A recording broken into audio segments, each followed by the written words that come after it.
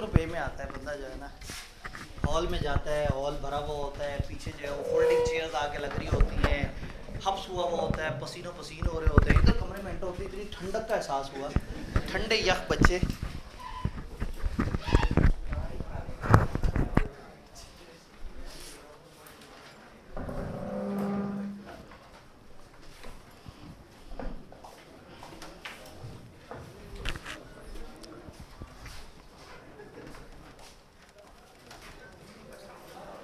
वालेकुम सलाम।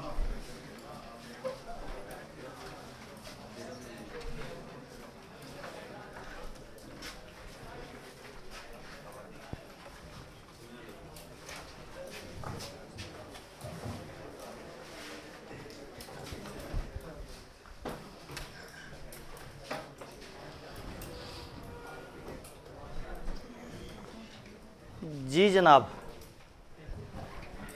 जी सब कनेक्टेड है, ओके। आवाज़ स्पीकर से ही आ रही है? स्पीकर से ही आ रही है। तो फाइनली आपने डिसाइड कर लिया सीलो रिवाइज करने का। सीलो एक दफ़ा तो ख़त्म हो गया, और आपने ख़त्म होने के बाद जैसे ही पहले जाके पहला वाला चैप्टर देखा तो आपको बड़े अजीब से क्वेश्चन मार्क्स से नज़र आए, डब्बे डब्बे से बने हुए थे। जो पढ़ रहे थे आपने कि ये मैंने कब पढ़ा था, ये कब हुआ था। सीलो जितनी तेज़ी से आता है उतनी ही तेज़ी से निकल भी जाता है। ये जो है ना, इसको दिमाग में होल्ड करना जो है ना थोड़ा मुश्किल होता है। हाँ, कुछ अच्छे बच्चे जो साथ साथ रजिस्टर बनाते रहे उनकी सिचुएशन उतनी ख़राब नहीं है जितनी कुछ गंदे बच्चों की है जो साथ साथ रजिस्टर मेंटेन नहीं कर रहे थे। लेकिन सिंपली आप ये देखें कि लोगों की जो तवज्जो है किसी भी सब्जेक्ट को लेके वो कितनी होती है, उसका हमें इस क्लास में मौजूद लोगों से पता लग रहा है। मैंने जितने बिजनेस लॉ में सेशन में पढ़ाए हैं उससे सिर्फ 20% कम मैंने सी लॉ में भी पढ़ाए हैं इस दफ़ा स्टूडेंट्स। बट बी लॉ की क्लास करने के लिए हमें पहले से ही पता था कि हम इस कमरे में नहीं कर सकते। हम पीछे हॉल में गए हुए थे, एक्स्ट्रा फोल्डिंग चेयर्स का इंतज़ाम किया हुआ था, एक्स्ट्रा लेन्स बिछाई हुई थी, और अभी भी एहसास हुआ कि जाते जाते भी एक आध लेन वहाँ पे और होती किसी तरह से फंस फंसा के तो बात बन जाती। और सी लॉ में जो है वो मैं बड़े आराम से इजी था कि हाँ ठीक है उस कमरे में आ जाएं जो मुनासिब साइज़ का है और बच्चे बड़े आराम से पूरे हो जाएंगे। प्री रिज़ल्ट की क्लास में 250 और पोस्ट रिज़ल्ट की क्लास में तकरीबन 80-90 के दरमियान कहीं ना कहीं। ये तो हमारे अपने बच्चे हैं, ठीक है। फिर बाहर के लोग भी जज्बाती होते हैं, वो कहते हैं कि वो रिवीजन क्लास हो रही है, क्रैश कोर्स हो रहा है, जाएं आग लगा देंगे फ़लाना फ़लाना। और उसके बाद जो है वो हमारे पास जो ऑडियंस है तो शायद बाकी सबको बहुत अच्छी तरह से आता है, या शायद यही वो सीरियस लोग हैं जो सीरियस हैं, या शायद बाकी सारे अपने पड़ोसी सब्जेक्ट से लड़ रहे हैं इस वक्त। FR2, MFA, ऑडिट, सी लॉ बेचारा वो है ना, वो रज़िया गुंडों में घिर गई, नन्ना मुन्ना सा सब्जेक्ट और इर्द गिर्द 3 जन। तो बेचारा स्टूडेंट करे तो क्या करे। इस सब्जेक्ट को जब उठाएं फ़ौरन से MFA की टेंशन होती है, फ़ौरन से FR2 की टेंशन होती है। तो सी लॉ के साथ बेचारे के साथ थोड़ा सा जुल्म ये भी होता है कि यहाँ पे ना लोग बाकी सब्जेक्ट्स की मोहब्बत में सी लॉ को काफ़ी पीछे ले जाते हैं। तो कोई बात नहीं, खैर है, आप आज तैयार हैं, आज से ऑनवर्ड तैयार है। वो लोग जिन्होंने सी लॉ अच्छे तरीके से साथ साथ पढ़ा था और उनको लगता है उन्हें आता है, उनके लिए क्रैश कोर्स का फ़ायदा ये है कि वो बड़ी तेज़ी से रिवाइज़ कर रहे होंगे। एक चैप्टर जिसको तोड़ तोड़ के बंदा 1-1.5 हफ्ते में पढ़ रहा होता है, और कहाँ ये कि एक ही सेटिंग में पूरे चैप्टर को शुरू से लेकर एंड तक कवर कर लिया जाए, उसकी पूरी कहानी समझ आ जाए, उसकी सारी बातें हमें समझ आ जाए। तो क्रैश कोर्स का फ़ायदा ये होगा कि हम कम टाइम में बड़ा तेज़ी से सिलेबस को रिवाइज़ कर रहे होंगे। अच्छा, रेगुलर क्लास में सवाल जवाब भी बहुत चल रहे होते हैं, 2 वे डिस्कशन हो रही होती है काफ़ी ज़्यादा। तो यहाँ पे वो उस तरह से 2 वे डिस्कशन नहीं होगी, इधर थोड़ा सा 1 वे ही होगा। लेकिन एक टॉपिक पूरा ख़त्म होने के बाद अगर मुझे लगता है कि वो टेक्निकल बात थी तो मैं पलट के आपसे पूछ लिया करूँगा, क्योंकि अगेन अगर इतने ही बच्चे हैं तो फिर तो मैं सवाल भी पूछ सकता हूँ, तो सवाल पूछ लिया करूँगा। हमने एवं मतलब ना एहतियातन ही ये 4-5 कुर्सियाँ भी आगे रखी। मैनेजमेंट वाले ना वो मुझे कैंपस डायरेक्टर साहब कहेंगे, सर पता नहीं आपको आप कौन से बच्चों को एक्सपेक्ट कर रहे थे। ये क्लास पहले हमारी शाम के करीब जा रही थी, मैंने ज़िद करके दोपहर पे करवाई। कि नहीं दोपहर पे हो, तो ताकि लोग जो है वो अपनी क्लासों से फारिग होकर आराम से दोपहरी क्लास पढ़ें और निकल लें, बजाय इसके कि शाम तक उनकी मोहब्बत को चेक किया जाए। शुक्र मैंने शाम को नहीं रखी, नहीं तो मैं यही सोचता रह जाता कि शाम होने की वजह से बच्चे नहीं आए। तो वो जो है ना, और ऊपर से फिर कंपैरिजन इफेक्ट भी है ना, ताज़ा बिलों से निकल के आए तो वैसे ही बड़ी गुर्बत वाली फील आ रही है कि जो है ना 50-60 बच्चे जो है ना, ये तो खैर इन 50-60 बच्चों ने ये अहद किया हुआ है कि इन्होंने पेपर पास करना है इंशाअल्लाह ताला। तो चलते हैं चीज़ों को, काफ़ी सारी हमने ज़बानी बातें कर ली। 2:15 से 3:15 हमारी क्लास है, और स्केजुअल बड़ा खूबसूरत तरीके से डिज़ाइन हुआ है। अल्लाह हमें पूरी तौफीक दे स्केजुअल को अच्छे तरीके से फॉलो करने की। हम 3 वीक्स में डिवाइड कर रहे हैं चीज़ों को। आपको पता होगा कि हमारी सिलेबस की 5 ग्रेड्स हैं, तो 2 ग्रेड्स यहाँ कवर हो रही हैं, 2 ग्रेड्स यहाँ कवर हो रही हैं, और सबसे बड़ी वाली ग्रेड यहाँ कवर हो रही है। पहले हम 5 डेज़ क्लास करेंगे, फिर नेक्स्ट वीक जब आएगा तो पहले 3 दिन क्लास करेंगे, और फिर 9-10 मुहर्रम आ जाएगा। तो क्या होगा, आपको एक लॉन्ग वीकेंड सा मिल जाएगा आगे। और अगेन मैंने उसकी फ़ौरन बाद भी क्लास नहीं रखी कि कहीं कोई स्टूडेंट ऐसा ना हो कि वो कहे सब 9-10 मुहर्रम पे ज़ाहिर है मैंने अपने मजहबी जो मामलात हैं उनको देखना था, तो आपने अगले दिन ही फिर से क्लास रख ली, मैंने तो अभी पिछला भी रिवाइज़ नहीं किया था। तो ऐसे में हमने रिलीजियस सेंटिमेंट्स को जहन में रखते हुए 9-10 मुहर्रम के आगे क्लास नहीं रखी। तो आपके पास 3 दिन के बाद फिर एक कंप्रीहेंसिव वीकेंड आ जाएगा, और आपके 4 पोर्शंस कवर हुए होंगे, तो आप उसको बड़े अच्छे तरीके से चीज़ों को रिवाइज भी कर सकेंगे इंशाल्लाह। फिर जब लास्ट वीक आएगा तो हमारे सिलेबस की जो सबसे बड़ी ग्रेड है चैप्टर 8, चैप्टर 3 और चैप्टर 4।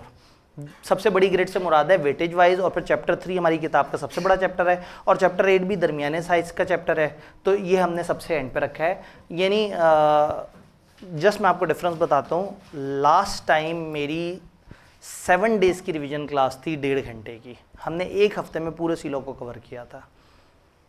मेरे लिए अभी भी वो आसान है, और ICAP में जाते हैं तो हम तो 5 दिनों में कराते हैं, लेकिन मुझे लगा कि इस वक्त हमारे पास सफिशेंट टाइम है कि हम उसको 2-3 हफ्तों में ब्रेक कर सकते हैं, ताकि आपको ये ना लगे कि ये तो बस अब वो टीचर एक अलग सुपरमैन है जो बस उड़ी जा रहा है, और आप सोच रहे हैं कि इतने ज़बरदस्त ताकतें मेरे पास भी होती तो मैं भी उड़ सकता था। तो यहाँ पर डे उतना मुनासिब लोड होगा जो एक स्टूडेंट बड़े आराम से तैयार कर सकता है। ठीक है, तो इंशाल्लाह ताला उम्मीद यही है कि आप लोग जो है वो साथ साथ चलें। तो ये हमारा फिर 3 वीक्स का इस तरह से स्केजुअल होगा, जिसको हम फॉलो करने की कोशिश कर रहे होंगे इंशाल्लाह। हर दिन जो होगा सिवाय पहले दिन के, उससे अगले दिन उसका एक टेस्ट होगा। रूम नंबर 7 में सुबह 9 से लेके शाम 4 बजे तक, या आसान अल्फाज में, मतलब आपकी अपनी क्लास भी तो चल रही होगी, हमारी क्लास से पीछे ये ज़रा ज़्यादा आसान है, या क्लास ख़त्म होने के फ़ौरन बाद आप पहुंच जाइएगा। तो आप वहाँ पे हर पिछले दिन हमने जो पढ़ा है उसका अगले दिन टेस्ट दिया जा सकता है। अगर तो आप एनरोल्ड हैं तो ज़ाहिर है पे टीए को आपके टेस्ट चेक करते हुए कोई दिक्कत नहीं होगी, क्योंकि आपका CRN वो सारी चीज़ें सिस्टम में मौजूद होंगी। अगर आप अनएनरोल्ड हैं तो ज़ाहिर है फिर वो कहेंगे कि जी हमारा क्या कसूर है, हम क्यों इतना ज़्यादा चेक करें जो कि हमारी ऑफिशियल जिम्मेदारी नहीं है। तो कोई बात नहीं है, आप लोगों के पास कम से कम सवाल जवाब ये सब अवेलेबल हो जाएंगे।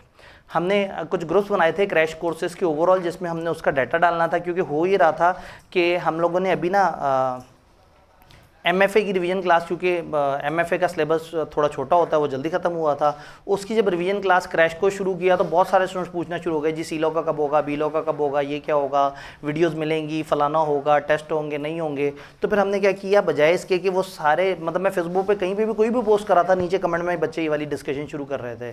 तो फिर क्या किया कि हमने 3 डेडिकेटेड ग्रुप्स बना लिए, जिसमें हमने जो भी क्रैश कोर्सेज़ की इन्फॉर्मेशन है वहाँ पर डाल रहे हैं, और वो 3 ग्रुप्स मैंने 2-3 दफ़ा शेयर किए हैं, मैनेजमेंट वालों ने भी शेयर किए हैं, और उसमें तकरीबन इस वक्त कोई 1,500 के करीब स्टूडेंट्स वहाँ पे ऐड हैं।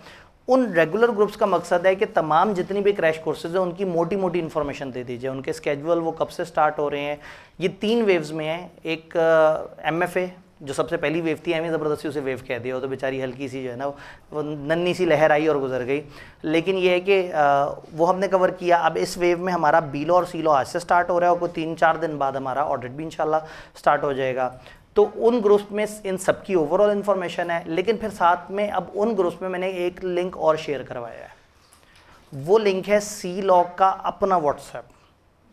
उसका फ़ायदा क्या होगा कि जो सीलॉ की अपनी ज़ाती चीज़ है, बजाय इसके कि उस वाले ग्रुप में सारे सब्जेक्ट का सारा कचरा डाल रहे हो, और एक बच्चा जिसने बी लॉ पढ़ना है उसको इससे क्या लेना देना है कि सीलॉ का टेस्ट नंबर 7 क्या था। तो हम करेंगे ये कि जो सीलॉ वाला ग्रुप है, उस सीलॉ वाले ग्रुप में हम सारे टेस्ट, सारी चीज़ें, स्टडी मटेरियल और जो जो चीज़ें इंपॉर्टेंट है वो हम ऐड करते चले जा रहे होंगे। तो आप अगर इस क्लास में एनरोल्ड नहीं है या इस सब्जेक्ट में हमारे पास एनरोल्ड नहीं भी हैं तो भी कोई मसला नहीं है। आप उस व्हाट्सएप ग्रुप में जाएंगे तो उस व्हाट्सएप ग्रुप में आपको डेली बेसिस पे टेस्ट मिल रहे होंगे, हर अगले दिन उसके सोल्यूशन भी मिल रहे होंगे। आप अपने आप को अगर चेक करना चाहें, असेस करना चाहें, हम आप गूगल ड्राइव का एक लिंक बना देंगे, उस लिंक में आप जाएंगे तो मेरी किताब की सॉफ्ट कॉपी भी मिल जाएगी, पास पेपर्स और सोल्यूशन भी सारे के सारे मिल जाएंगे, और अगेन ये जितनी भी यहाँ पे डिस्कशंस हो रही हैं वो उसकी वीडियोस भी मिल रही होंगी, टेस्ट भी मिल रहे होंगे। एक काम जो हम रिवीजन क्लास क्रैश कोर्स के साथ साथ नहीं कर रहे होंगे, मैं बार बार रिवीजन क्लास और क्रैश कोर्स का लफ्ज़ साथ साथ बोल रहा हूँ, हम इसको बड़े अरसे से क्रैश कोर्स कहते थे। सीए फाइनल में हमारे क्रैश कोर्स चलते थे, कैफ में, फिर क्या हुआ कॉलेजेस ने क्रैश बैच कहना शुरू कर दिया पोस्ट रिजल्ट की क्लास को।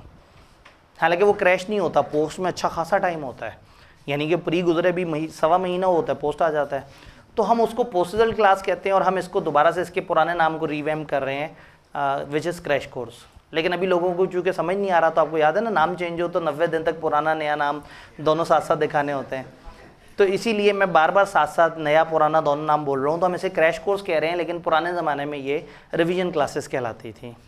तो और फिर वो रिवीजन क्लासेस हम कराते थे, हमारा वो रिवीजन क्लासेस का वो नाम आईकेप ने छीन लिया, आईकेप रिवीजन क्लासेस। ऊपर से यहाँ के फनकार भी कई दफ़ा वहाँ मौजूद होते हैं, तो ऐसे में जब दोनों तरफ कास्ट भी सेम हो तो फिर हमने कहा कि अपने कॉलेज वाली एक्टिविटी को डिफरेंट नाम दें, तो ये क्रैश कोर्सेज है। तो ये क्रैश कोर्स है जो 3 हफ्ते पे स्प्रेड हुआ हुआ है, 11 वर्किंग डेज इसके अंदर इंशाल्लाह ताला हमारे पास मौजूद हैं, और उसमें हम चीज़ों को इंशाल्लाह ताला अच्छे तरीके से लेके चलेंगे। बस आपका तावन जो है वो चाहिए होगा। सी लॉ के ऊपर बात करते हैं।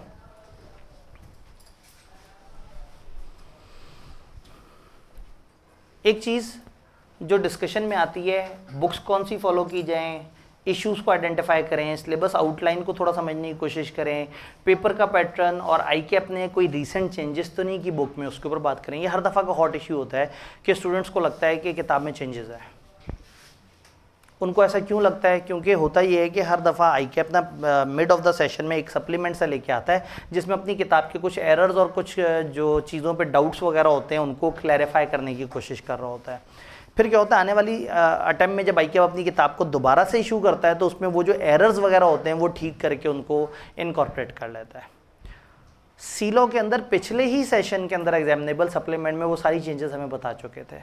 सिर्फ इस दफ़ा जब किताब आई है तो किताब ने उन एग्जामिनेबल सप्लीमेंट्स को अपने अंदर इनकॉर्पोरेट कर लिया। तो अगर आपके पास पिछले सेशन की कोई किताब है तो चांसेस ये हैं कि उस किताब में वो जो एंड ऑफ सेशन के आसपास आई कि आपने चेंजेस बताई थी वो ना हो, लेकिन आपके पास इस सेशन के स्टार्ट की अगर किताब है तो कोई चेंज नहीं है। टेक्निकली इस दफ़ा भी सिलेबस में कोई चेंज नहीं आया, वो पिछली ही दफ़ा का चेंज है जो इस दफ़ा किताबों में रिफ्लेक्ट होना शुरू हो गया। तो आईकेप ने किया ये कि अपनी किताबों के पैटर्न बदले हैं। पहले वो जो प्रैक्टिस क्वेश्चंस होते थे उसको साथ में डिस्कस कर रहे होते थे, अब वो करते हैं यूनिट ख़त्म होने के बाद प्रैक्टिस क्वेश्चंस को डिस्कस करते हैं। और ये प्रैक्टिस क्वेश्चंस क्या होते हैं? आईकेप के पास पेपर के सवाल जो हर अटेम्प्ट में वो साथ साथ अपनी किताब में ऐड करते जा रहे हैं। तो टेक्निकली स्पीकिंग मेरे से पूछेंगे तो शायद पूरी किताब में एक जगह एक लाइन एक ख़ास रजिस्टर के बारे में ऐड हुई है, उसके अलावा हमारी किताब में कोई चीज़ नहीं है। और वो भी इतनी बारीक सी छोटी सी लाइन है कि वो ना भी लिखी होती तो उसके बगैर भी आपको बात समझ आती है। तो वर्चुअली स्पीकिंग तकरीबन 0% चेंज है। अब समझने की ज़रूरत यह है कि कमती लॉ के साथ मेन इश्यूज़ क्या हैं। मैंने जब सेशन के स्टार्ट में इस तरह की स्लाइड आप लोगों के सामने रखी तो उस दिन आधे लोग तो छुट्टी पे थे और बाकी आधे लोगों को पता ही नहीं था मैं बातें क्या कर रहा हूँ, उन्होंने अभी उसको एक्सपीरियंस ही नहीं किया था। अब सेशन में अगर आप आज यहाँ पे बैठे हुए हैं तो आई कैन एज्यूम कि आपको सी लॉ के बारे में कुछ तो पता होगा। तो आपसे मैं पूछने की जसारत करूंगा कि आपको सी लॉ में क्या इश्यूज़ नज़र आए, फिर मैं आपको बात करूंगा कि ये क्रैश कोर्स किन लोगों के लिए है। सी लॉ में क्या प्रॉब्लम्स नज़र आए? रिटेंशन याद नहीं हो रहा, इसमें तारीखें बहुत सारी हैं, बहुत सारी डेट्स हैं, याद नहीं रहता कहाँ 7 दिन था, कहाँ 21 दिन था, कहाँ कितने दिन था जी। पेनल्टीज़ वगैरह जो है वो याद नहीं रहती हैं, अजीब सा कहीं लेवल 2 1, कहीं 5 लाख, कहीं 5 मिलियन, पता नहीं क्या क्या। नींद बहुत आती है, सी लॉ पढ़ते हुए नींद आती है, बिल्कुल सही है। क्योंकि सीलो पढ़ते हैं ना, बाकी तो करते हैं, सीलो पढ़ते हैं तो पढ़ते हुए नींद आती है, करते हुए लिखते हुए नींद नहीं आती। और दूसरे सब्जेक्ट पे फोकस, जाहिर है सीलो पे फोकस करें तो दूसरे सब्जेक्ट हाथ से निकल जाते हैं। आज मैं आपको एक बड़ा कमाल का सीक्रेट बताता हूँ। पता है ऑडिट का जब पेपर पास होता है या एमएफए का जब पेपर पास होता है तो एक पेपर पास होता है, और जब सीलो का पेपर पास होता है ना तो भी एक ही पेपर पास होता है। तो भाई या तो आपको इस पेपर को पढ़ते हुए शर्मिंदगी हो के पास करूंगा तो आधा पेपर पास होगा, या मेरी नंबर गेम थोड़ी सी खराब हो जाएगी, या ऑडिट पास करने से कोई 2.5 गुना पेपर पास हो जाएगा। भाई ये भी एक पेपर है, वो भी एक पेपर है। जिस बच्चे ने आखिरी 4 पेपर दिए, फॉर एग्जाम्पल 2 पास हो गए और 2 रह गए, तो वो 2 पास होने में अगर कंपनी लॉ पास हो गया तो भी दुनिया ये कहेगी कि इसके 2 पेपर रह गए, और जिसका कंपनी लॉ के अलावा कोई और पास हुआ होगा तो भी कहेंगे कि 2 ही पेपर रहते हैं। तो सी लॉ बहरहाल इन 8 में से 1 और ग्रुप बी के 4 में से 1 है। इसके पास होने से साइकोलॉजिकली आपको बहरहाल सपोर्ट मिलती है कि आपको पता लग जाता है कि मेरे नंबर ऑफ पेपर्स में से एक साइड पे हो चुका है, मैं इसे पास कर चुका हूँ। तो जब एक सब्जेक्ट ने पास होकर नंबर गेम बेहतर करनी है और आपको साइकोलॉजिकली ओवरऑल ईजी कर देना है, भाई फॉर एग्जाम्पल एक बंदे के 2 पेपर रहते हो वर्सेस एक बंदे का 1 पेपर रहता हो, तो सुन के क्या अच्छा लगेगा? 1 पेपर। जिसके 2 रहते हैं उसका 1 बड़ा पेपर और 1 कंपनी लॉ गरीब पेपर, और जिसका 1 रहता है उसका सिर्फ वो बड़ा पेपर। तो भाई वो जो एक कंपनी लॉ के पास होने से साइकोलॉजिकली आपकी जो जितना भी टाइम है वो 1 पेपर को लगेगा, हालांकि आपने वो 2 में भी टाइम देना वो सब बड़े भारी वाले पेपर को ही था, लेकिन पेपर माइनस होने से बहरहाल मोटिवेशन तो मिलती है। तो कभी भी सीलो के साथ ये मत सोचें कि ये बेचारा जो है वो कमज़ोर सा पेपर है, इसको पास करके क्या करना। इंटरेस्टिंगली स्पीकिंग ग्रुप बी में अक्सर सबसे गंदा रिजल्ट कंपनी लॉ का होता है, बल्कि 2 टाइम पहले 8 पेपरों में सबसे गंदा रिजल्ट कंपनी लॉ का था, which is presume to be easy paper, या प्रिज्यूम टू बी कि हाँ भाई इसका तो ये तो हो जाएगा। और कोई सीलो के साथ मसला? ऑल क्लियर जी? मिक्स बहुत हो जाता है। असल में मिक्स होता ही तब है जब याद नहीं हुआ होता। जब याद नहीं हुआ होता तो हर जगह पे चीज़ें आपस में प्रॉब्लम कर रही होती हैं। किताब से पूछते हैं, किताब कहते हैं कि ये इसका एक प्रॉब्लम है, considering it an easy game, इससे आसान गेम कंसिडर कर लिया जाता है, इसको ईजी ले लेते हैं। ग्रुप बी में नॉर्मली किसी से पूछें सबसे आसान पेपर कौन सा है, वो कहते हैं कंपनी लॉ। इंटरेस्टिंगली पूछें ज़्यादातर किसका सबसे गंदा रिजल्ट आता है, वो नहीं पता होगा, वो भी सीलो ही है, क्योंकि वो सबसे ज़्यादा आसान है। इतना आसान है कि फ़ेल हो जाता है। ये एक जुमला मैं अक्सर लोगों को क्लास में कहता हूँ कि सीलो इतना आसान है कि फ़ेल हो जाता है। इसको फ़ेल होने में दिक्कत कोई नहीं है, तकलीफ़ नहीं करनी पड़ती, अब बहुत ही मुलायम तरीके से, खामोशी से, आसानी से, क्यूट तरीके से फ़ेल हो जाता है। रिटेंशन एंड क्रैमिंग असल प्रॉब्लम। रिटेंशन एंड क्रैमिंग, याद नहीं रहता, मिक्स हो जाता है, इसको जहन नशीन नहीं कर पाते, याद कर भी लें तो अगले दिन फिर से भूल जाता है। तो ये बहुत सारे प्रॉब्लम्स हैं जो कि कंपनी लॉ के साथ हैं। फिर आई कैप के सवालों को कैसे अटेम्प्ट करें? सीलो के अंदर एक कॉमन तासुर ये पाया जाता है कि सीलो के अंदर बड़े मुश्किल सिनेरियोज आते हैं। मेजॉरिटी ऑफ द लोग आपको ये बताएंगे कि सीलो के अंदर ना सिनेरियो इतना जालिम होता है, मर जाओगे, तबाह हो जाओगे, बर्बाद हो जाओगे। हमने रेगुलर क्लास में हर चैप्टर करने के बाद मैक्सिमम ऑफ द चैप्टर्स में उसके पास पेपर्स देखे, जहां हमारे पास टाइम कम था वहां हमने उसके ऊपर कोई ना कोई वीडियो अपलोड की। मकसद ये था कि इस मिथ से बाहर निकलना है। एक बहुत बड़ी मिसकॉन्सेप्शन है कंपनी लॉ को लेके कि इसके सवाल बहुत मुश्किल आते हैं, या रीसेंट पेपर तो भरा पड़ा होता है बहुत ही लॉजिकल सवालों से। एक दो दफ़ा ऐसा हुआ कि क्लास में एक आध बच्चे ने कहा सर वो मुझे तो सीनियर बार बार इस तरह से कह रहे हैं, या मुझे तो मेरे कोलीग्स बार बार कह रहे हैं, मैं उन्हें कहता हूँ सीलो आसानी से हो रहा है, मुझे समझ आ रहा है, मेरे टीचर ने इसको आसान बनाया हुआ है। वो कहते हैं नहीं भाई तुम्हारा टीचर तो गुमराह हो गया है, सीलो में तो लॉजिकल सवाल। उन्होंने कहा जी वो हमने उन्हें कहा कि सीधे रट्टे वाले सवाल आते हैं, उन्होंने कहा ना भाई रीसेंट पेपर उठा के देख लो, लॉजिकल सवाल ही लॉजिकल सवाल। इस बात पर हम जज्बाती हो गए और हमने रीसेंट पेपर उठा ही लिया। जब उठा के उसे गिना तो 43 नंबर 43 मार्क्स के स्ट्रेट फॉरवर्ड सवाल मिले। पास होने के लिए जितने चाहिए ना सिर्फ 7 नंबर कम थे। और आपको पता है कि सीधे सीधे सवाल में नंबर पूरे मिलने की प्रोबेबिलिटी भी होती है अगर आपने सब कुछ लिख दिया। इस 43 में से 40 ले सकता है एक अच्छा बच्चा, उसको पास होने के लिए फिर अगले टोटल 57 में से 10-11 नंबर और चाहिए। तो क्या कर लेंगे वो बड़े बड़े सिनेरियोज। इसमें कोई शक नहीं है कि पेपर में बड़े सिनेरियोज भी थे, इसमें कोई शक नहीं है कि पेपर में थोड़े से ट्रिकी सवाल भी थे, लेकिन वो ट्रिकी सवाल पेपर का 25% भी नहीं थे और 43% ऑफ द पेपर बहुत ही स्ट्रेट फॉरवर्ड सवाल थे। फिर एक सेकंड कैटेगरी भी होती है, टाइप 2 सवाल, जो देखने में लॉजिकल सा होता है लेकिन वो असल में इतना लॉजिकल नहीं होता। सी लॉ में सबसे ज़्यादा मिक्सिंग उन सवालों की है। मैंने उन स्टूडेंट्स को बताया जब हमने 43 मार्क्स गिने, मैंने कहा देखें 43 मार्क्स तो ये वो हैं जो सीधे सीधे स्ट्रेट फॉरवर्ड सामने नज़र आ रहे हैं। अभी आपको 20-25 के करीब वो सवाल मिलेंगे जो सवाल देखने में लॉजिकल लग रहा होगा लेकिन पता लगेगा ये भी रट्टे वाला सवाल था। तो सी लॉ का खौफ थोड़ा ज़्यादा है कि सी लॉ में सिचुएशंस आ जाएंगी। दूसरा फिर कुछ कसूर कॉलेजेस का भी है।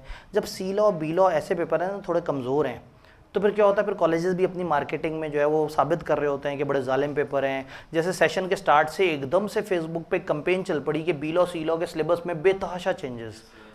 मैं बड़ा हैरान हुआ, मैंने कहा सिलेबस में ज़ीरो चेंज है। मैंने बार बार अपने नॉलेज को दोबारा खंगाला, बार बार देखा, आईकेएप की गाइडलाइन देखी, तो पता ये लगा कि वो जो एग्जाम्पल एक ऊपर लिखी होती थी उसको ऊपर के बजाय थोड़ा सा नीचे कर दिया। तो वो लिस्ट बना के भी लोगों ने शेयर की हुई थी इंटरनेट के ऊपर कॉलेजेस ने कि जी वो बी लॉ के अंदर 127 चेंजेस, क्योंकि 127 जगह पे वो ऊपर वाली एग्जाम्पल नीचे करके लिखी हुई थी। तो प्रॉब्लम ये है कि ये आसान पेपर हैं जिसकी वजह से ना कॉलेजेस फिर अनफॉर्चुनेटली गलत मार्केटिंग की तरफ आ जाते हैं कि नहीं ये तो बड़ा हैवी सब्जेक्ट है, ये ना हुआ तो तबाह हो जाओगे, बर्बाद हो जाओगे, सवाल तो बहुत ही लॉजिकल आ रहे हैं। इसमें कोई शक नहीं है सवाल लॉजिकल आ रहे हैं, लेकिन इतने लॉजिकल भी नहीं आ रहे कि आप जो है, मैं आपको बताऊं बी लॉ इससे ज़्यादा ट्रिकी पेपर है, सी लॉ कम ट्रिकी पेपर है। और बी लॉ में आप इतने मैच्योर भी नहीं थे, अब आप मैच्योर भी बहुत हो गए हैं। इसका असल मसला ये नहीं है, मतलब मैंने किसी भी जगह इन मसलों में ये नहीं लिखा कि पेपर टेक्निकली डिफ़िकल्ट है। पेपर टेक्निकली डिफ़िकल्ट नहीं है, लेकिन पेपर में कुछ सिनेरियो आप देखते हैं, पैराग्राफ नज़र आते हैं, आप कहते हैं वो सिनेरियो, फिर आपके जहन में आता है रॉन्ग नंबर, वो जो किसी दोस्त ने दिमाग में डाला था, वो नहीं सी लॉ मर जाओगे। वो मेरे कॉलेज ने तो बताया है कि सी लॉ में जब तक उस सवाल को उल्टा लटक के ना सोच रहे हो तब तक वो सवाल होता ही नहीं है। तो इसमें कोई शक नहीं है कि कुछ सवाल टेक्निकल आते हैं, लेकिन ओवरऑल ये पेपर का मिजाज आसान है, मज़ेदार है। अगर आप इसको साथ साथ करते जाएँ तरीके से तो कवर होता चला जाता है। मैं बता ही रहा था कि वो जो हमने व्हाट्सएप ग्रुप जब अलग से बनाया हुआ होगा तो उस व्हाट्सएप ग्रुप के थ्रू हम गूगल ड्राइव बना के या उसी के अंदर हम इन सारे चैप्टर्स के पास पेपर्स की वीडियोस भी डालते रहेंगे, ताकि पास पेपर्स हमारी रिवीजन क्लास में ना आए। तो फिर रिवीजन क्लास में प्योर टाइम हमारे पास 1.25 घंटा डेली सिर्फ और सिर्फ कॉन्सेप्ट्स की डिस्कशन के लिए हो।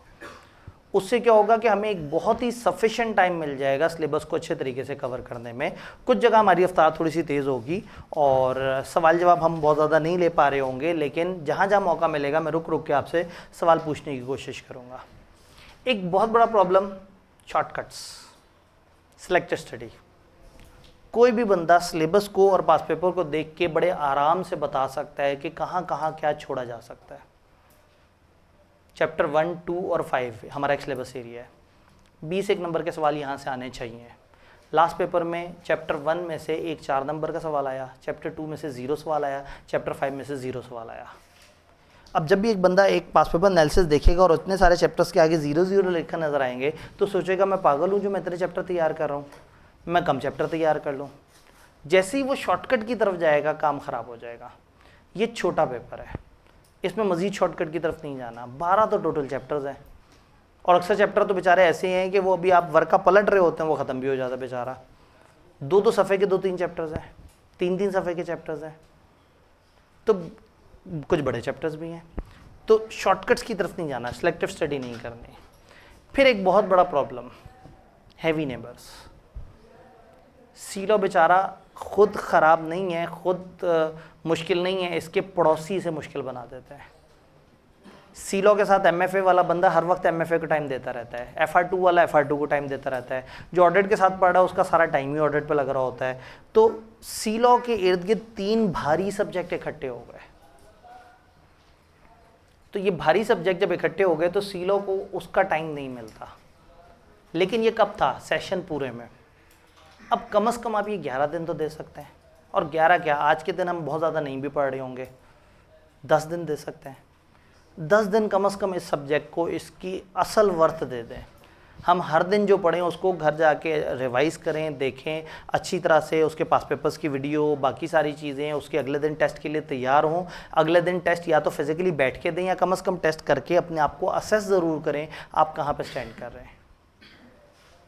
तो अगर अभी तक आप सीरियस नहीं हुए थे तो ये अब आखिरी वक्त आ गया। अगर इस वक्त भी सीरियस नहीं होंगे तो फिर आगे बहुत मुश्किल है, क्योंकि लास्ट मंथ में आप पढ़ेंगे या साथ साथ पहले समझेंगे। ज़ाहिर है लास्ट मंथ में आपने अपनी प्रैक्टिस करनी है। हमने रिवीजन ये जो क्रैश कोर्स है इस तरह से बनाया है कि पेपर से महीना पहले आप ये इस रिवीजन से आज़ाद हो चुके होंगे इंशाल्लाह, और आप इस पोजीशन में होंगे कि आप इसको सही से कवर करें। तो आपके सब्जेक्ट साथ साथ चल रहे हैं। मुझे पता है कि आपका पूरा अगस्त मेजॉरिटी न्यूमेरिकल सब्जेक्ट खा जाएंगे। तो दिस इज़ राइट टाइम कि आप इस वक्त सी लॉ को एक सेकेंड लास्ट टाइम अच्छा फोकस दे दें। फिर उसके बाद पेपर के करीब आप इसको दोबारा ज़रा ज़्यादा अलर्ट होकर देखिएगा, क्योंकि अगर मैं ऐसा नहीं भी कहूँगा तो आप अपने टाइम टेबल में डेली 3 सब्जेक्ट लिखा करेंगे और हर दिन के एंड पे कमती लॉ को उठा के अगले दिन पे कैरी फॉरवर्ड करेंगे कि इसका आज का टारगेट पूरा नहीं हुआ, इसे कल कर लूँगा, और अगले दिन फिर उसके साथ यही सलूक हो रहा होगा। तो रादर देन आप अपने स्केड्यूल पे डाल के अपने आप को तकलीफ में लेके आएँ, आप मत डालें स्केड्यूल पे। आप ये 10 दिन मेरे साथ साथ कम से कम इस 10 दिन हक अदा कर दें। आपको पेपर से महीना पहले 70-80% कवरेज करके बैठे हुए होंगे इंशाल्लाह। मेरी अजम्पशन क्लासेस पढ़ाते हुए ये नहीं होगी कि आपको पहले से बहुत ज़्यादा आता है। मैं तकरीबन ये अजम्पशन ले रहा हूँ कि आपको नहीं आता, क्योंकि जिनको आता था वो भूल चुके हैं, और जिन्होंने पढ़ना ही अब शुरू किया है उनको तो आज से नई गाइडेंस चाहिए। तो मैं ज़ीरो से पढ़ा रहा हूँ, क्योंकि मुझे नहीं पता आप में से कोई 20% जानता है, कोई 30% जानता है, कोई 70-80% भी जानता है। ज़ीरो इज़ दैट परसेंटेज जो सबके लिए सेफ़ है। तो मैं 0% से शुरू करूँगा समझाते हुए इंशाल्लाह ताला। तो ये एक बड़ा प्रॉब्लम है कंपनी लॉ के साथ। एक स्टेप आगे चलते हैं, सिलेबस आउटलाइन। सिलेबस आउटलाइन बड़ी खूबसूरत सी है और हमें बड़ा क्लियर कट बताती है कि आईकेएफ का क्या प्लान है। आईकेएफ का प्लान ये है कि पूरे सिलेबस में स्प्रेड होकर उसने सवाल पूछने हैं। एक तो सब्जेक्ट वैसे ही मुनासिब, ऊपर से उसके अंदर चैप्टर भी थोड़े से 12, उन चैप्टर्स को भी इस तरह से प्लेस कर दिया कि स्टूडेंट बड़े आराम से प्लान कर सकता है कि वो क्या करे और किस तरह से करे। 3 ग्रेड्स हैं हमारी 15 से 20 नंबर की, 3 ग्रेड्स A, D और E। ये 15 से 20 नंबर की हैं। एक दरमियानी ग्रेड है 20 से 25 नंबर की, और एक थोड़ी सी बड़ी ग्रेड है 20 से 30 नंबर की। तो मैंने जो छोटी ग्रेड्स हैं वो इस साइड पे कर दी हैं 15 से 20 नंबर की, और बड़ी ग्रेड्स उस तरफ दिखाती हैं। तो एक ग्रेड है 15 से 20 नंबर की 1 to 5। इसको याद रखने के लिए हम करते हैं कि जी 1 to 5 वाली ग्रेड है। चैप्टर 1, चैप्टर 2 और चैप्टर 5, इसकी ग्रेड है 15 से 20 नंबर की। आईकेएफ ने रिसेंट एग्ज़ाम में बिल्कुल ही जुल्म हो गया, पता नहीं क्या हुआ, वो एग्ज़ाम करते बनाने बैठे तो शायद भूल गए, शायद उन्हें लगा हमने ऑलरेडी सवाल डाल दिया है, तो सिर्फ एक सवाल 4 नंबर का पूछ सके यहाँ से। अदरवाइज़ 15 से 20 नंबर को वो बहुत ही ईमानदारी से फॉलो कर रहे थे, लेकिन रिसेंट एग्ज़ाम में वो फॉलो नहीं कर पाए जी। 15 से 20 नंबर की फर्स्ट ग्रेड जो कि रिसेंट अटैम्प्ट में हमें फॉलो होती नज़र नहीं आ रही। फिर अकाउंट्स एंड डिविडेंड, इसको हम कहते हैं 9/11। ये भी याद रखना आसान है। 9/11 आपको पता है, अगर आपने थोड़ा सा जानते हो तो एक बड़ा मशहूर वाक़या हुआ था 9/11 का, जिसके बाद फिर अफ़गानिस्तान और वो इराक, इनके ऊपर फिर अमेरिका ने काफ़ी ज़्यादा वॉर शुरू कर दी थी कि जी इन्होंने। तो 9/11 डिविडेंड के बारे में और सालाना जो आपने गोशवारे, सालाना अकाउंट, सालाना जो इन्फॉर्मेशन जमा करानी है आपने रजिस्ट्रार को, उसके बारे में एक चैप्टर है। ये चैप्टर 9 तो बहुत ही छोटा सा है, 2 सफ़े का। जैसे इसी तरह से शेयर कैपिटल है, ये भी बेचारा 2 सफ़े का चैप्टर है। ये थोड़ा सा दरमियाने साइज़ का चैप्टर है और ये स्ट्रेट फॉरवर्ड है, थोड़ा सा क्रैमिंग बेस्ड है। ये 2 की मिला के उतनी ही वेटेज है जितना 3 की मिला के वेटेज थी। आईकेएफ ने कहा पहले 3 तैयार करो 15 से 20 नंबर मिलेंगे, उन्होंने कहा अच्छा अब 2 तैयार करो 15 से 20 नंबर मिलेंगे। फिर कह दिया 1 तैयार करो 15 से 20 नंबर मिलेगा।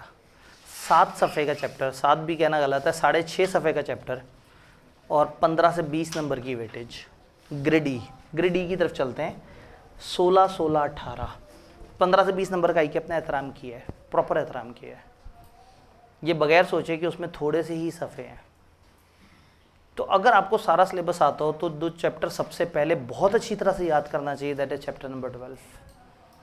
इसे घोल के पी लेना चाहिए, 15-15, 20-20 दफ़ा इसे रिवाइज़ करना चाहिए, इसको अच्छे तरीके से देखना चाहिए, साथ साथ कवर करते रहना चाहिए। तो chapter 12 is winding up. Then आती है हमारी दूसरी वाली दो ग्रेड्स, एक ग्रेड 20 से 25 नंबर की और एक 20 से 30 नंबर की। 20 से 25 नंबर की जो ग्रेड है उसमें 3 चैप्टर्स आते हैं, चैप्टर 6, चैप्टर 7, चैप्टर 10। जो लेफ्ट वाली ग्रेड्स हैं थोड़ी सी आसान है और जो राइट वाली ग्रेड्स हैं ना इसमें थोड़ी सी ट्रिकीनेस भी है। हमारे सिलेबस का सबसे जो ट्रिकी एरिया है वो चैप्टर 6, 7, 10 है। इधर से टेक्निकल सवाल भी आते हैं और चैप्टर 10 तो ICAP ने हमेशा सोच के रखा है कि यहाँ से ऐसा सवाल बनाना है कि बच्चे कंफ्यूज ही होते रहें कि ये रिलेटेड पार्टी का सवाल है या एसोसिएट का सवाल है। मज़े की बात है कि इस ग्रेड में चैप्टर सारे दरमियाने साइज़ के हैं। चैप्टर 6 4 सफ़े का है, चैप्टर 10 4 सफ़े का है, चैप्टर 7 समझें 4.25 सफ़े का है। तो एग्जैक्टली ये वाली ग्रेड है इसमें बहुत ज़्यादा दिक्कतें नहीं है। मेरे ख्याल में स्क्रीन शेयरिंग आउट हो गई है।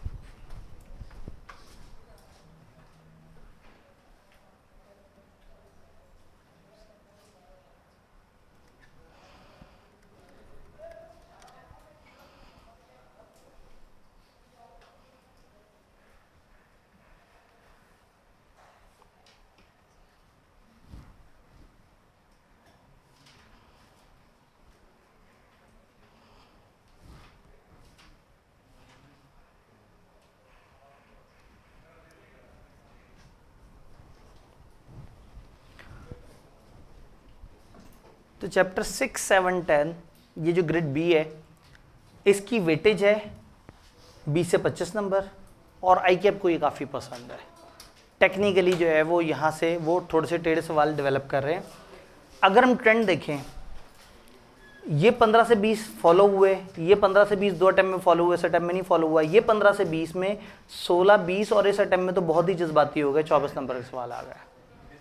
अब आते हैं दरमियान वाली ग्रेड 20 से 25, 24, 18 और 29। तो किसी भी और पेपर में ICAP अपनी ग्रेड को जितना रिलीजियसली फॉलो करता है, सी लॉ के अंदर वो चीज़ नज़र नहीं आ रही। सी लॉ के अंदर वो अपनी ग्रेड्स को थोड़ा सा आगे पीछे कर रहा है। तो ये ग्रेड जो है ये आपको ये तो बता सकती हैं कि कौन से एरिया पे हमारा फोकस ज़्यादा होना चाहिए, कौन से पे कम, लेकिन एग्जैक्टली इस बेस पे आप ये एनालाइज नहीं कर सकते कि इस दफ़ा कहाँ से कितने सवाल आ सकेंगे। भाई चैप्टर 1 to 5 में से 2 से नहीं पूछा, 5 से नहीं पूछा और 4 नंबर पूछा, तो वो गुस्सा कहीं ना कहीं तो निकलना है। वो किसी ना किसी ऐसे चैप्टर से सवाल आ जाएंगे जिसको आप गैर ज़रूरी कंसिडर कर रहे होंगे, वहाँ से सवाल पूछ लेंगे। तो इन 12 चैप्टर्स में से कहीं से छोड़ना कुछ नहीं है। फिर हमारी सबसे बड़ी ग्रेड आती है डायरेक्टर, चीफ एग्जीक्यूटिव और मीटिंग्स। ये ICAP के मुताबिक 20 से 30 नंबर की ग्रेड। अगर आप देखें तो पहले तो तकरीबन इनके दरमियान की एवरेज आ रही थी, इस दफ़ा जो है ना यहाँ से जब नंबर निकले तो इन 2 ग्रेड्स में स्प्रेड हो गए।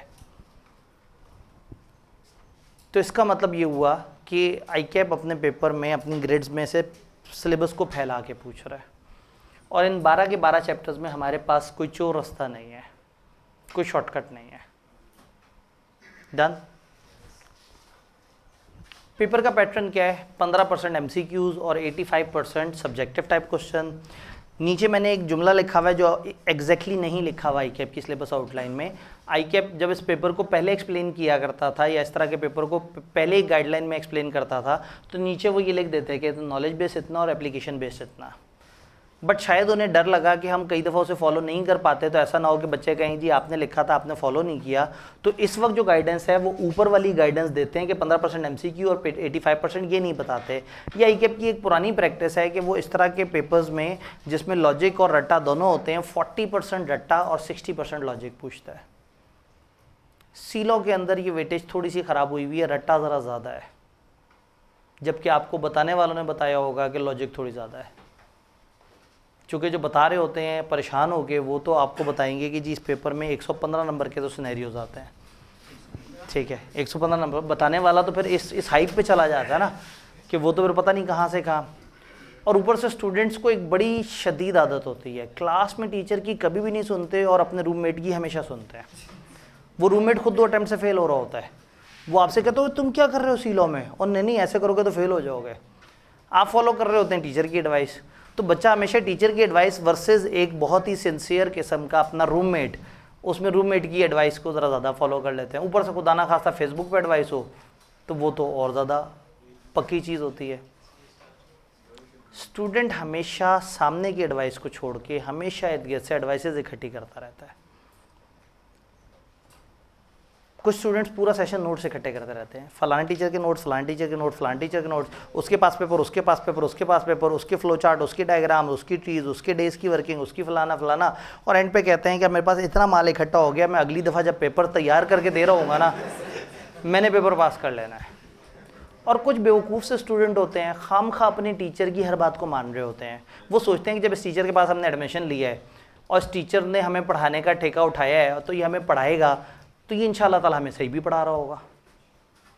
तो हैरत होती है कई दफ़ा कि स्टूडेंट को आप एडवाइस देते हैं और अगले दिन वो अपने किसी बहुत ही दानश्वर किस्म के दोस्त से मशवरा लेके आता है। तो अभी वो बीलो के अंदर भी मैंने एक गाइडेंस दी, मैंने कहा जी आप ये रजिस्टर वाला काम इस तरह से, तो एक बच्चे ने वहाँ से आवाज़ दी कि सर वो मेरे दोस्त कह रहे थे कि अच्छी अप्रोच नहीं है। मैं कहा तो फिर आप अपने दोस्त की मान लें, वो ज़रा ज़्यादा संजीदा, ज़्यादा सीरियस, ज़्यादा सीनियर आदमी होगा, उसका ज़रा ज़्यादा तजर्बा होगा, तो टीचर को शायद ज़्यादा नहीं पता होगा। तो कम से कम एक अटैम्प्ट तो टीचर की मान लें, मतलब एटलीस्ट जिस अटैम्प्ट में गरीब के सब स्टूडेंट का मेरिट आया है, कम से कम उस अटैम्प्ट तो समझ लें कि शायद ऐसे कुछ आता होगा गरीब को, शायद कुछ अच्छी बात ही करता होगा। तो अगेन बहरहाल मुझे पसंद हो या ना हो, लेकिन ये सब्जेक्ट पढ़ाने का एक्सपीरियंस मेरे पास सबसे ज़्यादा ही है। हालांकि मुझे कभी भी पसंद नहीं आया ये सब्जेक्ट, मुझे पसंद ज़रा लॉजिकल सब्जेक्ट ज़्यादा होते हैं, इसमें लॉजिक बड़ी थोड़ी सी है, लेकिन ये सब्जेक्ट मेरे साथ काफ़ी ज़्यादा अटैच है, क्योंकि फाइनल का जो कॉर्पोरेट लॉ है, जो उसके वालिद ग्रामी है, उसके ऊपर काफ़ी जो है वो स्ट्रेंथ है। और उसके अलावा कंपनी लॉ जब पहले अकेला होता था तब भी, और जब जुड़ा तब भी, और उसके बाद जब दोबारा अकेला हुआ तब भी, इसके ऊपर बड़े अच्छे तरीके से काम करके कोशिश ये की है, लेकिन ज़िंदगी आसान करके, बजाय इसके कि मैं आपको बार बार डराऊँ। एक चैप्टर करने के बाद मैं आपसे कहूँ ये 50 सिनेरियोज़ हैं, ज़रा आप इन्हें करें, और उसके बाद फिर आप उसमें कलाबाजियाँ खा के जो मेन कॉन्टेंट है उसको भूल जाएँ। हम सारा सिलेबस करेंगे इंशाल्लाह, आपको पास पेपर्स की वीडियोस मिलेंगी, जिससे जो असल में आईकेएप ने पूछा आपको वो पता लग जाएगा। रादर देन कि मैं आपसे कहूँ कि आईकेएप ने तो नहीं पूछा, लेकिन आपको मैं चाहता हूँ कि आप इतना ज़्यादा ज़बरदस्त तरीके से समझ जाएँ कि आपको चीज़ें आ जाएँ। तो इस तरह से आपको परेशान करना मकसद नहीं है। हाँ, जिस वक्त आपकी बड़ी अच्छी तैयारी हो जाए और आप कहें सर मैंने पास पेपर्स भी कर लिए, आपने सिर्फ एक ईमेल करके कहना है कि सर मैंने पास पेपर 100% कंप्लीट कर लिए हैं, मुझे कोई 50-40 और सवाल दे दें प्रैक्टिस के लिए, तो मैं आपको अपने पास से डाटाबेस में से निकाल के दे दूँगा उन लोगों के लिए जिन्होंने सब तैयार कर लिया है। रादर देन मुझे कल ही एक ईमेल आई हुई हो, सर मेरा सब तैयार है, मुझे डाटा तो देना, फिर उठा के सवाब के तौर पे फेसबुक बांट देगा, आब्दी साहब ने 50 मुजर्रब नुस्खे और दे दिए। इनको करने से जो है वो आप यकीनन पेपर में कामयाब हो जाएंगे। तो वो एडवांस यूज़र्स के लिए एडवांस सवाल वो होंगे जब आप प्रैक्टिस अच्छी खासी कर चुके होंगे। क्योंकि मेरे पास फाइनल के सवालों का इतना बड़ा क्वेश्चन बैंक है, वो ऑब्वियसली टेक्निकली भी बड़े सवाल हैं और वो चैलेंजिंग भी ज़्यादा है। लेकिन अगर मैं ये कहूँ कि उसकी ज़रूरत नहीं है तो समझ लें, क्योंकि आपसे पेपर में सवाल उस लेवल का आना है जिस लेवल के कैफ के सवाल होते हैं, और कैफ में ख़ास लेवल से ज़्यादा आई कैप ऊपर नहीं जाता। ये चीज़ हमें समझने की ज़रूरत है। डन। तो knowledge base 40 and application base 60, मैं इसको कह सकता हूँ तकरीबन 50-50 फॉर दिस पेपर, तकरीबन 50-50। बुक्स कौन सी फॉलो की जाएँ? जो मर्जी बुक फॉलो कर लें, कोई मसला नहीं। आईकेएप की किताब हो उसमें भी वही सब दिया हुआ होता है, किसी भी टीचर की किताब हो उसमें वही दिया हुआ होता है, किसी टीचर के शॉर्ट नोट्स हो उसमें भी वही दिया हुआ है, किसी टीचर के डिटेल नोट्स हैं उसमें भी वही दिया हुआ है, किसी ने डायग्राम बना के समझाया हुआ है तो भी ठीक है, किसी ने टेबल बना के समझाया हुआ है तो भी ठीक है। बस किसी एक को फॉलो कर लें, रादर देन के वो जो है ना वो आप बैठ के कंपैरिजन ही करते रह जाते हैं कि हाँ ये टेबल उस वाले टीचर का अच्छा है, ये फ्लो चार्ट उस वाले टीचर का अच्छा है, ये फलाना। किसी एक को उठा के, किसी भी एक को उठा के, लेकिन फिर उसे फॉलो ज़रूर करें, क्योंकि हर किताब का अपना एक पैटर्न होता है, हर किताब एक तरीके से लेके चल रही होती है। तो जो भी आप उठा के जो भी बुक से फॉलो कर लें, मुझे किसी किस्म का कोई मसला नहीं है, क्योंकि सारी किताबों में वही कंटेंट दिया हुआ है। हाँ, आईकेएप की किताब थोड़ी डिटेल ज़्यादा होती है। आईकेएप की किताब में पहले उसको समझाते हैं, फिर पैराग्राफ में चीज़ों को लिखा होता है, फिर बीच बीच में एग्जाम्पल्स आ जाती हैं, फिर प्रैक्टिस क्वेश्चन भी बीच में आ जाते हैं। तो 1.5-2 सफ़े पढ़ने के बाद आपको पता ही लगता है कि काम की बातें सिर्फ 6 लाइनों में लिखी हुई है, और वो भी इतना मोटा सा पैराग्राफ होता है, उसकी लैंग्वेज भी थोड़ी सी ज़रा टेक्निकल होती है। टीचर्स ने क्या किया होता है, अपनी अपनी किताबों में, अपने अपने नोट्स में उसको थोड़ा स्मार्ट लैंग्वेज में कन्वर्ट कर दिया होता है। तो अगेन आप आईकेएप की किताब से करना चाहें तो भी आपकी मर्ज़ी है। अगर आपने आज तक आईकेएप की किताब इस वक्त तक यूज़ नहीं की तो अब इस वक्त मत तजर्बा करें, इस वक्त आप लाजमी नोट्स वाली किताबों की तरफ जाएँ। तो जो मेरी किताब नोट्स वाली है, वो जो जिस ग्रुप का मैंने जिक्र किया, उस ग्रुप में जो गूगल ड्राइव है उसके अंदर वो नोट्स वाली किताब, उसमें पास पेपर, सोल्यूशन, वो सारी चीज़ें भी आपको सॉफ्ट में मिल जाएंगी। तो ऐसा नहीं है कि मैं यहाँ आपसे कह रहा हूँ कि लाजमी आप मेरी किताब लें और इसलिए कि आप जाएँ और फिर बुक शॉप से किताब खरीदना शुरू कर दें, कोई चक्कर नहीं है। सॉफ्ट कॉपी आपके पास अवेलेबल होगी, आप उसे यूज़ कर सकते हैं। लेकिन आज बस डिसाइड कर लें कि आपने कौन सी किताब करनी है, फिर जो एक किताब डिसाइड कर लें, भले वो ICAP की किताब हो, भले वो टीचर की किताब हो, आप उसे यूज़ कर सकते हैं। अगर मेरे से पूछेंगे, जाहिर है अगर एक टीचर से पूछेंगे तो ऑब्वियसली उसको अपनी ही किताब सबसे अच्छी लगेगी। अगर मेरे से पूछेंगे कोई अल्टरनेट, मैं कहूँगा अगर सेशन का स्टार्ट होता तो ICAP की किताब को पढ़ के ज़रा आपको ज़्यादा क्लैरिटी मिल जाती है। अब सेशन बीच में है तो आप मेरी वाली किताब भी यूज़ कर सकते हैं, आसिफ साहब की किताब भी यूज़ कर सकते हैं। यानी कि मैं एक अगर बेहतर अल्टरनेट आपको बताऊँ कि ठीक है जी, मतलब मैं जिस किसी और दूसरे ऑथर को मानता हूँ कि वो अच्छी वर्किंग करते हैं, वो सर आसिफ हैं, वो बड़े अच्छे तरीके से वो भी नोट्स बनाते हैं, तो आप मेरी वाली बुक यूज़ कर लें या सर की बुक यूज़ कर लें, सेम थिंग। अब पता लगे कि आज जो है ना वो मेरे स्टूडेंट का, अच्छा सर ने आसिफ साहब की किताब भी कहा है, तो चलो वो ज़रा जाके देखते हैं। तो चेंज इस वक्त नहीं करना, जो भी किताब आप यूज़ कर रहे हैं आप उसको, कहने का मतलब है कि अगर आप सोच रहे हैं कि मैं किसी भी और किताब की तरफ जाऊं, तो अगर मेरी किताब से हटके कहीं और जाना है तो मैं आपको किसी बेहतर जगह का रास्ता बताऊं ना, रादर दैन कि आप कोई भी चीज़ उठा के, किसी भी स्टूडेंट की कंपाइल की हुई कोई भी वर्किंग उठा के आप यूज़ कर लें। क्योंकि इसमें बहुत सारे वर्किंग बहुत सारे फाइनलिस्ट ने भी की होती है, बहुत सारे लोग फेसबुक पे जो है वो अपने तरीके से अपने आप को भी थोड़ा सा वो प्रमोट कर रहे होते हैं। तो हर किसी किताब को मत यूज़ करें। जो अच्छी किताबें जो चल रही हैं मार्केट में, तो ये दो किताबें, मेरी और आसिफ साहब की किताब थोड़ी सी ज़रा ज़्यादा जाती है। यानी हम कह सकते हैं कि 70 to 80% ऑफ द पॉपुलेशन के पास ये दो किताबें होती हैं। तो इनमें से कोई भी एक किताब आपके पास है, आप सेफ हैंड्स में है। बस जिस किताब पे हैं उस किताब को सही से फॉलो करें। इस किताब के बाद मज़ीद फेसबुक पे मौजूद जो लोगों के डाटे एनालिसिस और वो हैं उसकी तरफ मत जाएं, वरना तो आप सिर्फ डाटा इकट्ठा करते रहेंगे। Done. Overall tips and techniques क्या हैं? आइडियली टाइम कम है, नहीं तो मैं आपको ये मशवरा ज़रूर देता कि आप जो पढ़ें उसे साथ साथ लिखें। पूरे सेशन में जब टाइम ज़्यादा होता है तो मैं हमेशा ही मशवरा देता हूँ कि अगर एक चैप्टर आप याद कर रहे हैं बार बार और बार बार भूल रहा है, तो एक दफ़ा हो सके तो उसको लिख लें। जब आप लिख लेंगे तो लिखे हुए चैप्टर को याद करना थोड़ा सा आसान होता है। मैं ये नहीं कह रहा कि लिख के और दोबारा किताब उठा के याद कर लें, अपने रजिस्टर पे नीट एंड क्लीन करके लिखें, अपने ही रजिस्टर को पकड़ें और उसी से याद करें। ये जो टेक्स्ट बुक्स होती है ना, इनका एक अलग इमेज होता है। आपको इर्द गिर्द हर तरफ कंप्यूटर की लैंग्वेज नज़र आ रही है, ये सारी कंप्यूटराइज राइटिंग है, टाइपिंग वगैरह, प्रिंटिंग। और एक ये है कि आपका अपना रजिस्टर और उसमें आपने 2 कलर से लिखा हुआ है, आपकी अपनी वो हैंड राइटिंग जो जैसी हैंड राइटिंग कहीं और मिलती नहीं, क्योंकि ज़्यादातर जगह साफ़ सुथरी राइटिंग होती है। तो अपनी हैंड राइटिंग से दोस्ती ही अलग होती है, उसके साथ शनासाई और है। परसेप्शन ये कहती है कि जो यूनिक ऑब्जेक्ट्स हैं ना दिमाग में अलग जगह घेर लेते हैं। तो अपनी लिखी हुई हैंड राइटिंग दिमाग में जल्दी बैठ जाती है और देर तक बैठी रहती है।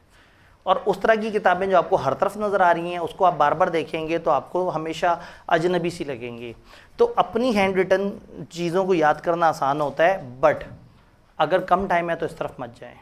हाँ, यूँ कर लें कि छोटे छोटे चैप्टर्स, फॉर एग्जांपल चैप्टर 9 है, छोटा सा 2 सफ़े का चैप्टर है और टेक्निकल भी है और इम्पॉर्टेंट भी है, उसको लिख लें। चैप्टर 12 है, 6.5 सफ़े में अगर आपके 15 से 20 नंबर कैद है और हर दफ़ा आने हैं तो 6.5 सफ़े तो लिख ही लेंगे। मेरी किताब का एक सफ़ा आप आधे घंटे में लिख सकते हैं, तो 6.5 सफ़े का मतलब 3.25 साढ़े 3 घंटे। 3.25 साढ़े 3 घंटे आप स्पेंड अगर नहीं करना चाहते एक ऐसे चैप्टर पे जिसने आपको 17, 18, 16, 17 नंबर देने हैं। फॉर एग्जांपल FR1 का एक टॉपिक हो जिसमें से 15 नंबर का सवाल आता हो, तो सोचें आप उसको महीना लगा देते हैं उस पर। तो थ्योरी में अगर मैं आपको कह रहा हूँ कि 6.5 सफ़े में से आपके 15, 16, 17 नंबर आ जाने हैं, तो इतना तो उसका हक बनता है कि कम से कम उसको लिख के किया जाए। तो अगर टाइम मिले तो सारा लिखें, टाइम नहीं मिलता तो सिलेक्टेड लिखें, और अगर लिखने से आपको लगता है कि आपकी रिटेंशन बेहतर हुई तो ज़रूर लिखें। आप ये देखिए, हमारे जो मसले थे ज़्यादातर उसमें retention and cramming, heavy neighbours, shortcut इसलिए लगा रहे हैं कि चीज़ पूरी तैयार नहीं हुई होती। हैवी नेबर्स मौजूद हैं तो सीलो की तरफ इसलिए नहीं जाते कि सीलो दोबारा से पढ़ना पड़ेगा। रिटेंशन और क्रैमिंग ये तो मसला है ही। ICAP के सवाल कैसे करें, इन सारों का एक ही सलूशन है, लिखना। अपना ही हैंड रिटन रजिस्टर जिससे आप रिवाइज़ करेंगे। मैं आपको बताऊँ, एक चैप्टर आप 10 दफ़ा रिवाइज़ करेंगे तो भी इतना अच्छा रिवाइज़ नहीं होगा। अपने हाथ से लिखा होगा 2 दफ़ा रिवाइज़ करने पे बहुत अच्छा रिवाइज़ हो जाएगा। और एक और चीज़ है, आपको लिखने की आदत पड़ जाएगी थ्योरी, वरना थ्योरी में तो लोग सिर्फ पढ़ते हैं, किताब पढ़ते हैं, पेपर वाले दिन आई कैप में बैठ के लिखने की आदत डालते हैं, लिखने की कोशिश करते हैं तो वहाँ अच्छा नहीं लिखा जा रहा होता। टीचर बेचारा वीक में एक टेस्ट लेता है, उस दिन छुट्टी मना लेते हैं। तो अगर अभी तक आपने नहीं लिखा या लिखने की आदत नहीं है तो कम से कम रजिस्टर पे लिखने से आपके ये सारे पॉइंट्स कवर हो जाएंगे। एक चीज़ जो मैं अक्सर कहता हूँ, दोबारा कहने में भी कोई हर्ज नहीं है, अकाउंटिंग में टीचर क्लास में सवाल कराता है और आप साथ साथ सवाल कर रहे होते हैं। टीचर घर से होमवर्क देता है कि सवाल करके आना, आप घर जाके भी सवाल कर रहे होते हैं। जब अगले दिन क्लास में डिस्कशन होती है तो भी सवाल कर रहे होते हैं, जब टेस्ट होते हैं उसमें भी सवाल कर रहे होते हैं, जब घर बैठ के खुद से पास पेपर की प्रैक्टिस करते हैं तो भी सवाल कर रहे होते हैं, और जब पेपर में जाते हैं तो भी सवाल कर रहे होते हैं। सेम पैटर्न है। थ्योरी में क्या होता है, क्लास में सुन रहे होते हैं, देख रहे होते हैं, घर जाके पढ़ रहे होते हैं, रिवाइज करते हुए रट्टा मार रहे होते हैं, पास पेपर्स के सवाल देख के जवाब पे फ़ौरन से पहुंच रहे होते हैं। दरमियान में जो प्रोसेस है उसको इग्नोर करके कि सवाल को देख के जवाब पहले सोचना है, फिर जब आंसर पे पहुंचना है, सवाल को देखते ही जवाब पे पहुंचते कहते हैं आहा यही मेरे दिमाग में चल रहा था। तो वो भी कबाड़ा हो जाता है। और टेस्ट वाले दिन छुट्टी कर रहे होते हैं, तो ना क्लास में आपने हाथ से लिखा, ना घर जाके हाथ से लिखा, ना रिवीजन के वक्त हाथ से लिखा, ना टेस्ट के वक्त हाथ से लिखा, ना पास पेपर्स के वक्त हाथ से लिखा। और पेपर में क्या करना है, हाथ से लिखना है। पेपर में आपसे ज़बानी नहीं सुनना, आपसे लिखवाना है। तो हो सके तो ज़्यादा से ज़्यादा लिखने की आदत डालें। अब बजाय इसकी कि आप हर चीज़ उठा के बिला वजह लिखना शुरू कर दें, वाई नॉट एक स्ट्रक्चर्ड पैटर्न पे आप आएँ और जो चैप्टर आपका तैयार हुआ है, जो चैप्टर क्लास में कवर हुआ उसको घर में लिख लें।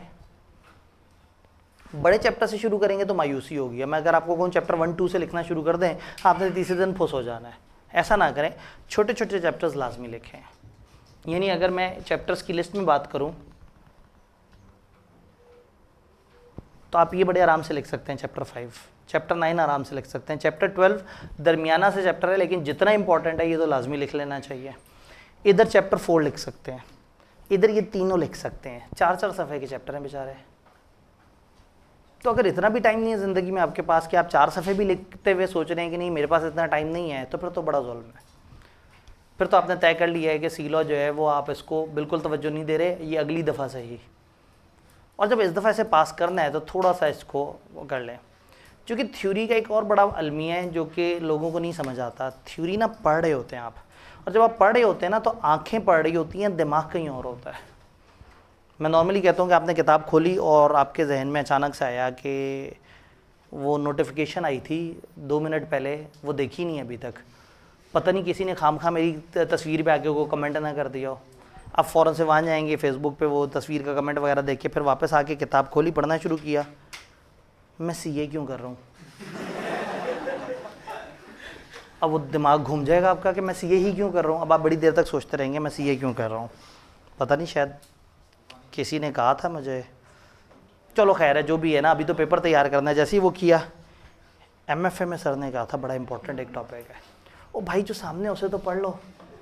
ये एक सफ़ा पढ़ने में आपको 3 घंटे लगेंगे और एंड पे ये सफ़ा आपने नहीं पढ़ा होगा, आपकी आंखों से सिर्फ गुजरा होगा। रास्ते में दिमाग तक जाते जाते तो इतने दरमियान में पैगामात आ गए। अब सोचें लिखना क्या करता है। जब आपने एक चीज़ लिखनी होती है ना तो आपकी आंखें इंतहाई ईमानदारी से उसे पढ़ के दिमाग को बताती हैं कि मैंने पढ़ा क्या। दिमाग बहुत ही ईमानदारी से आपके हाथ को बताता है कि लिखना क्या है। आंखें ईमानदारी से ऑडिट करती हैं कि क्या हाथ ने वही लिखा जो मैंने दिमाग को बताया था। जब आप लिख रहे हैं तो आंखें दोबारा उसे चेक कर रही हैं और फिर दोबारा उधर पढ़ के किताब की तरफ पढ़ के और उसको देख रही हैं कि क्या वाकई ही ऐसा ही है। टेक्निकली आप एक सफ़ा किताब का अपने पास लिखें, आधा सफ़ा आपके जहन में आ चुका होगा लिखते वक्त ही। और किताब में वो सफ़ा आपने 15 दफ़ा भी पढ़ा होता तो उसका वो इमेज ना बनता। तो जब आप एक चीज़ को लिखते हैं ना तो आपका दिमाग आपको पढ़ने के ऊपर भी मजबूर करता है। तो जो पढ़ते हुए लिखते हैं जो लोग साथ, उनकी रीडिंग भी बेहतर हो जाती है, मैच्योर हो जाती है, ज़्यादा ऑर्गेनाइज होती है। क्लियर? तो अगर हो सके, जहाँ जहाँ हो सके, ये लिखने वाली आदत डालें, लिखने वाला काम करें ताकि ज़्यादा से ज़्यादा बेहतर से बेहतर तरीके से आप चीज़ों को लेके चल सकें। एक स्टेप आगे चलते हैं। ओवरऑल अब हमने क्या करना है, ओवरऑल करना ये है कि डेली जो लेक्चर होगा हमने उसे पढ़ना है, घर जाके कम से कम किताब से उसको अपनी आंखों से गुजार लेना है एक दफ़ा। अगर वो छोटा चैप्टर है तो उस दिन हिम्मत करके उसे थोड़ा सा लिख लेना है। अगर चैप्टर ख़त्म हुआ है तो देखना है कि क्या उसकी वीडियो हमसे शेयर हो गई है पास पेपर्स की। अगर वीडियो शेयर हो गई है तो उस वीडियो ने आपको बचाना है। वीडियो को फिल्म की तरह नहीं देखना होता। अक्सर लोग पास पेपर की वीडियो को भी फिल्म की तरह प्ले करके देख लेते हैं और फेसबुक पे जाके कह देते हैं कि हाँ मेरे पेंडिंग लेक्चर कंप्लीटेड, मैंने सारी वीडियो लेक्चर्स भी देख लिए और सारे वीडियो पास पेपर्स भी सुन लिए। शुक्र है उसमें आपने तीसरा टिक नहीं लगाया कि मैंने सारे टेस्ट भी आंखों से देख लिए हैं। तो ये ऐसा ना किया करें। ये जो वीडियोज़ है ना, ये देखने से अंडरस्टैंडिंग नहीं मिलती, ये एक पूरा फ्रेमवर्क है। आप पहले समझते हैं, फिर खुद अपनी आंखों से किताब में पढ़ते हैं। और तीसरी चीज़, लिख लिया तो कमाल बात है, लेकिन चूंकि कम टाइम है तो मैं ये एक्सपेक्ट नहीं करूँगा कि आप वाकई बड़ा अच्छा लिखें या उसके मुताबिक चीज़ों को लेके चला जा सके। क्लियर? तो ये कुछ छोटी छोटी सी टिप्स एंड टेक्निक्स थी जिनके ऊपर हम बात कर रहे थे। तो ये सब्जेक्ट अभी भी डूएबल है। अगर आपने अभी तक नहीं इसे पढ़ा तो फिर तो ये 10 दिन, आज का दिन तो तकरीबन ख़त्म होने को है, 10 दिन आपने सिर्फ सी लॉ करना है। तो ये 10 दिन भी अगर आपने 6 महीने नहीं पढ़ा तो ये 10 दिन भी आपके सेवियर हैं। और मैं ये नहीं कह रहा कि घर जाके आपने 18 घंटे पढ़ना है। हम हर दिन उतना पढ़ेंगे जितना घर जाके 3 से 4 घंटे में आप अच्छे तरीके से रिवाइज कर सकते हैं। और जिनको पहले से आता है वो एक दफ़ा क्लास में साथ साथ चलें। वो लोग जिनको लगता है कि जी मुझे तो सी लॉ पता है, मुझे क्या ज़रूरत है इस क्रैश कोर्स की, तो ठीक है, वो कम से कम क्लास में बैठें। मैं जब एक कॉन्सेप्ट शुरू करने लगूँ तो उनके जहन में वो कॉन्सेप्ट आना चाहिए। मेरे बोलने से पहले वो चीज़ें उनके दिमाग में स्ट्राइक होनी चाहिए। मैं अगर एक लिस्ट बताऊँ तो लिस्ट में एक्सप्लेन करूँ, उससे पहले आपके जहन में वो लिस्ट आनी चाहिए, आपको याद होना चाहिए। और अगर ऐसा नहीं हो रहा तो इसका मतलब है कि आपको एक रिविज़न की ज़रूरत है। आप घर बैठ के देखें ना, एक दिन तो तकरीबन गुजरने को है, 10 दिन सवा घंटे का मतलब कितने टोटल आवर्स? 12-13। आप 12-13 आवर्स में क्या इस पूरे सिलेबस को खुद से रिवाइज कर सकते हैं? आप करने भी बैठें तो आपको डिस्ट्रैक्शंस बहुत हैं। क्लास में कम से कम मुझे डिस्ट्रैक्शन नहीं है, मैं तो सही फोकस से पढ़ा रहूँगा इंशाल्लाह ताला। तो इतनी तो आप डेली बेस पे लेक्चर अटेंड करें और डेली आके कर सकें तो बड़ी अच्छी बात है। और अगर ऑनलाइन भी कर रहे हैं तो फिर फोकस के साथ इस लेक्चर को, ऑनलाइन वालों को बता दूँ, इस लेक्चर को 1.5 नहीं करना। ये पहली तेज़ रफ्तार में। अब 12-13 घंटे भी अगर आप ज़िंदगी के देने को तैयार नहीं और उसको भी 1.5 और 2 पे करके 6-7 घंटे पे करके और एक टिक लगाने के लिए तैयार हैं कि लो जी आब्दी साहब का क्रैश कोर्स भी मैंने तेज़ी से देख लिया है, अब तो मेरे सारे प्रोटोकॉल्स पूरे हो गए, तो ये काम नहीं करना। समझ के करना है, अच्छे तरीके से करना है। डन?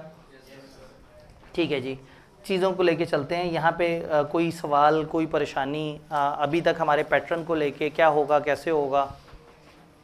जो रजिस्टर्ड स्टूडेंट्स हैं ऑलरेडी वो डेली जाके टेस्ट दे सकेंगे, उनका टेस्ट चेक होकर उन्हें मिल जाएगा। जो रजिस्टर्ड नहीं है उनको डेली टेस्ट की एक्सेस हो जाएगी, टेस्ट उनके साथ सॉफ्ट में शेयर हो जाएगा। अगले दिन उनसे 1 दिन के फासले से सोल्यूशन भी शेयर हो जाएगा ताकि वो अपने तौर पे उसको कवर कर सकें। ये उनसे शेयर होगा जो उस ग्रुप में आ जाएं। कल मैं कोशिश करूँगा कि मैं किसी न किसी स्लाइड पर ना उसका QR कोड यहाँ पर क्लास में ला के डिस्प्ले कर दूँगा, तो अगर आप में से कोई उसमें कनेक्टेड नहीं है तो QR कोड को स्कैन करके वो उस ग्रुप में जा सकेगा। जी भाई कुछ कहना चाह रहे थे?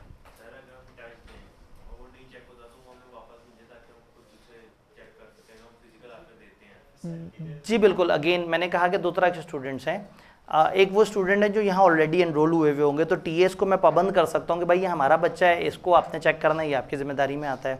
एक स्टूडेंट जो एनरोल ना हुआ हुआ इस सब्जेक्ट में, उसको फिर हम क्या कर रहे होंगे, हम सॉफ्ट में टेस्ट और सॉफ्ट में सोल्यूशन फॉरवर्ड कर रहे होंगे। आप आइडियली क्या कर सकते हैं, अपने साथ एक दोस्त को साथ जोड़ लें कि यार डेली टेस्ट मैं करके तुम्हें चेक कराया करूँगा, तुम करके मुझे चेक कराया करो। सोल्यूशन को सामने रखें बेंचमार्क के तौर पे, एक दूसरे के किए हुए उसको चेक करें। अब अगर आप कहेंगे नहीं सर वो आप लोग चेक कर देते तो क्या ही कमाल होता, तो हम आपको एक एंड पे बड़ी असेसमेंट ज़रूर दे देंगे। जिस दिन ICAP में एग्ज़ाम है, फ्राइडे को ICAP में जब ये पेपर होगा उससे ठीक 2 हफ्ते पहले यहाँ एग्जैक्टली ICAP वाले टाइम पे हम एक मॉक कंडक्ट करेंगे इंशाल्लाह। उस मॉक में चाहे स्टूडेंट एनरोल्ड है या नहीं है, जो लोग आके मॉक दे रहे होंगे उन सारों के मॉक्स चेक होकर उनको 2 से 3 दिन के अंदर अंदर वापस मिल रहे होंगे इंशाल्लाह ताला। तो कोशिश यही होगी कि आप लोग जो है वो जो मॉक में आएँ तो उन मॉक में सबको फैसिलिटेट किया जाए। डेली टेस्टों में अगर मैं सारे TAs को पाबंद करूँगा तो फिर बेचारे बहुत ही मुश्किल में आ जाएंगे, क्योंकि कोई ट्रैक नहीं होगा। कोई ऑनलाइन क्लास सुन के भी जो है वो अगले दिन आके और वो भी टेस्ट दे रहा होगा, तो वो भी बेचारे वो सारे कागज़ वही सारी चीज़ें हैंडल करते रह जाएंगे। तो डेली टेस्ट और सोल्यूशन आप लोगों को प्रोवाइड हो जाएंगे, पास पेपर्स की वीडियोस आपको साथ साथ प्रोवाइड हो रही होंगी उस ग्रुप में। असल में हमने क्रैश कोर्स का वो जो एक और ओवरऑल ग्रुप बताया जिसमें सारी चीज़ें, जिसमें सारे क्रैश का हम इन्फॉर्मेशन देंगे, उसमें हम सारी इन्फॉर्मेशन ही डालेंगे। हम इन्फॉर्मेशन डालेंगे सी लॉ के अपने ग्रुप में, ताकि मेन ग्रुप में ऐसा ना हो कि हर वक्त ही लोग आवाज़ार बैठे होंगे जी, हर वक्त ही यहाँ पे कुछ ना कुछ डॉक्यूमेंट शेयर हो रहा है और शायद हर किसी को वहाँ कंपनी लॉ से कोई लेना देना नहीं। तो जो ओवरऑल ग्रुप्स हैं वहाँ ओवरऑल इन्फॉर्मेशन है, और जो सी लॉ का स्पेसिफिक ग्रुप है मैं आज एक दफ़ा इनको कह दूंगा, बल्कि आप भी याद रखिएगा, उन ओवरऑल ग्रुप्स में हम आज फिर से सी लॉ और बी लॉ की जो अपने ग्रुप्स के वो हैं लिंक वो फॉरवर्ड कर देंगे, ताकि लोग उसे ज्वाइन करके उस रेलिवेंट ग्रुप में आए। क्योंकि ज़ाहिर है इस वक्त आप सब लोगों के साथ किसी एक कॉमन जगह पे कम्युनिकेट करने के लिए एक अच्छा टूल है कि वो व्हाट्सएप के ग्रुप्स उनको शेयर कर लिया जाए। जो क्लास में आ रहे हैं उनके लिए मैं यहाँ QR कोड दिखा दूंगा। मेरे ख्याल में आप में से 90% लोगों के मोबाइल बहरहाल ऐसे हैं कि जो वो QR कोड को स्कैन करें तो उनका लिंक आ जाए, नहीं तो लिखी हुई फॉर्म में तो आपसे व्हाट्सएप ग्रुप में शेयर हो रहा होगा, आप वहाँ से भी जा सकते हैं। ठीक है जी, कोई और सवाल, कोई और कन्फ्यूजन? जी, पास पेपर की प्रैक्टिस करनी है। अभी आपने क्या करना है, अभी आपने पास पेपर देखा करने, चैप्टर करने के बाद पास पेपर देखे, सॉल्यूशन पहले दिमाग में बनाना है, फिर किताब के एंड पे जो दिया है वो उसे देखना है।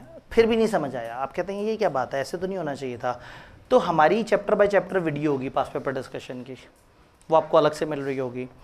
उसके साथ फिर आपने अपने आप को मैच कर लेना है, तो अंदाज़ा हो जाएगा कि उस टॉपिक पे मैंने क्या डिस्कशन की थी, उसको किस तरह से चीज़ें देखना था।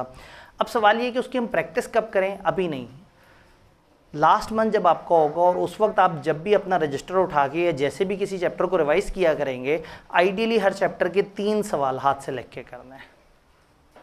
3 सवाल सेशन एंड पे मुझे कहेंगे तो मैं उन सवालों की लिस्ट भी दे दूंगा कि जो मेरी नज़र में अच्छे हैं, लेकिन अगर आप कोई से भी 3 सवाल हर चैप्टर के उठा के हाथ से लिख लेते हैं तो थोड़ा सा हाथ चलना शुरू हो जाएगा, क्योंकि पेपर में आपने ज़बानी कम और लिख के ज़रा ज़्यादा काम करना है। डन जी। आतिफ अब्दी ACA है या आतिफ अब्दी FCA है? यहाँ ACA लिखा हुआ है और यहाँ FCA लिखा हुआ है। मैंने ईमेल बनाते हुए जो है ना, मैं FCA के एलिजिबल हो चुका हूँ, लेकिन मेरा 1 साल ऐसा गुजरा जिसमें मुझे पता ही नहीं था कि मेरी फ़ीस जमा ही नहीं हुई भी। तो बाद में उनके एक रिमाइंडर से पता लगा, क्योंकि मैंने अपनी तरफ से फ़ीस जमा करा दी थी, उस वक्त वेबसाइट में कोई एरर आया था, मैं अपने और काम में मस्त हो गया, तो पता ही लगा कि मैं अभी जो है ना वो उस दौड़ में। फिर FCA अगर आप अपनी फर्म बनाई हुई हो तो आप 5 साल में FCA हो जाते हैं, फर्म नहीं बनाई हुई तो आप 10 साल में, वो भी वो वाले 10 साल जब आप रजिस्टर रहे हो। तो मैं जिस वक्त क्वालिफाई हुआ था उस वक्त भी मुझे कोई जल्दी नहीं थी रजिस्टर होने की, तो कोई 2-3 महीने बाद किसी ने मुझे कहा कि भाई वो आपके कॉलेज के ब्रोशर पे ACA लिखा होता है, आप रजिस्टर्ड भी हो, तो मैं रजिस्टर भी लेट हुआ, तो इसलिए अभी मैं FCA नहीं हुआ। फिर जब ईमेल मेरा हैक हुआ था और पिछले बड़े साल से चल रहा था, तो मैंने सोचा कि एक ऐसे ईमेल बनाऊँ जिसने देर तक चलना है। जब देर तक ही चलना है तो जब साल के अंदर अंदर मैंने FCA हो ही जाना है, और बच्चे अपने बिगिनर फेज़ में अपने ईमेल में FCA लिख देते हैं, फ्यूचर चार्टर्ड अकाउंटेंट, ठीक है, तो मैं मतलब लिख देता हूँ FCA, अगले साल से मेरे काम आना शुरू हो जाएगा। तो बहरहाल ये बात बड़ा इन्होंने पॉइंट आइडेंटिफाई किया पूरे सेशन में, पूरा पता नहीं हमने क्या क्या चीज़ें डिस्कस की, तो उन्होंने उसके अंदर जो है ना ये देखा, और बिल्कुल सही है वाकई, मतलब इतना करीब कि यहाँ ACA लिखा हुआ है और यहाँ ईमेल के अंदर FCA लिखा हुआ है। तो भाई की नज़रें भी जो है ना मजबूत हैं। किताबों के ऊपर मेरा पुराना ईमेल दिया हुआ है जो हैक हो चुका है, मैंने बड़ी कोशिश की लेकिन वो रिकवर नहीं हुआ। तो आतिफ अब्दी FCA@gmail मतलब इज़ दैट ईमेल जिस पे आप पर्सनली भी डेली सवाल अगर कोई करना चाहें तो आप कर सकते हैं।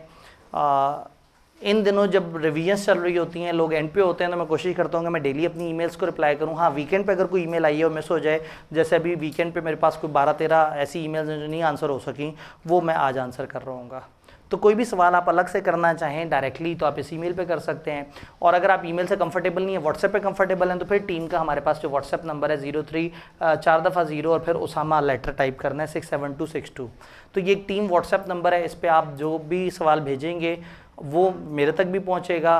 और अगर सवाल सीधा है, फॉर एग्जाम्पल कल टेस्ट है या नहीं, ये ऐसा सवाल है जो मेरे तक ना भी पहुंचे और बीच में आंसर हो जाए तो कोई मसला नहीं, लेकिन अगर आपने कहा कि मेरा ये सवाल सर तक पहुंचाना है और सर इसका जवाब दें तो मेरे तक आएगा। और डायरेक्टली सवाल पूछना है तो ये ईमेल मेरे पास है, ये खुद ही मैं ओपन करूंगा, खुद ही मैं इसे देख के रिप्लाई करूंगा। अगर आपने लिखा है कि सर मुझे वॉइस में जवाब दे दें तो मैं वॉइस नोट भी आपको बना के भेज दूँगा। आप लोग पढ़ने वाले बने, हमें जवाब देते हुए कोई तकलीफ़ नहीं होगी इंशाल्लाह। हाँ, लेकिन सही जगह पे आके सवाल पूछेंगे। तो अगर आप मेरे पर्सनल नंबर को किसी ना किसी ग्रुप में जाके वहाँ से पर्सनल नंबर पे जाके व्हाट्सएप करेंगे तो वो बेचारा उन हज़ारों मैसेजेस की तरह से साइड पे पड़ा हुआ होगा। तो व्हाट्सएप ऑफिशियल ये वाला नंबर है और ईमेल ये है।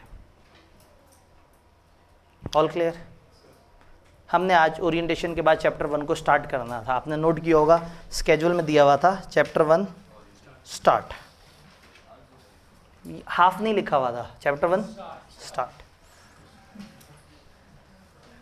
स्टार्ट हो गया, ख़त्म आज की डिस्कशन जी।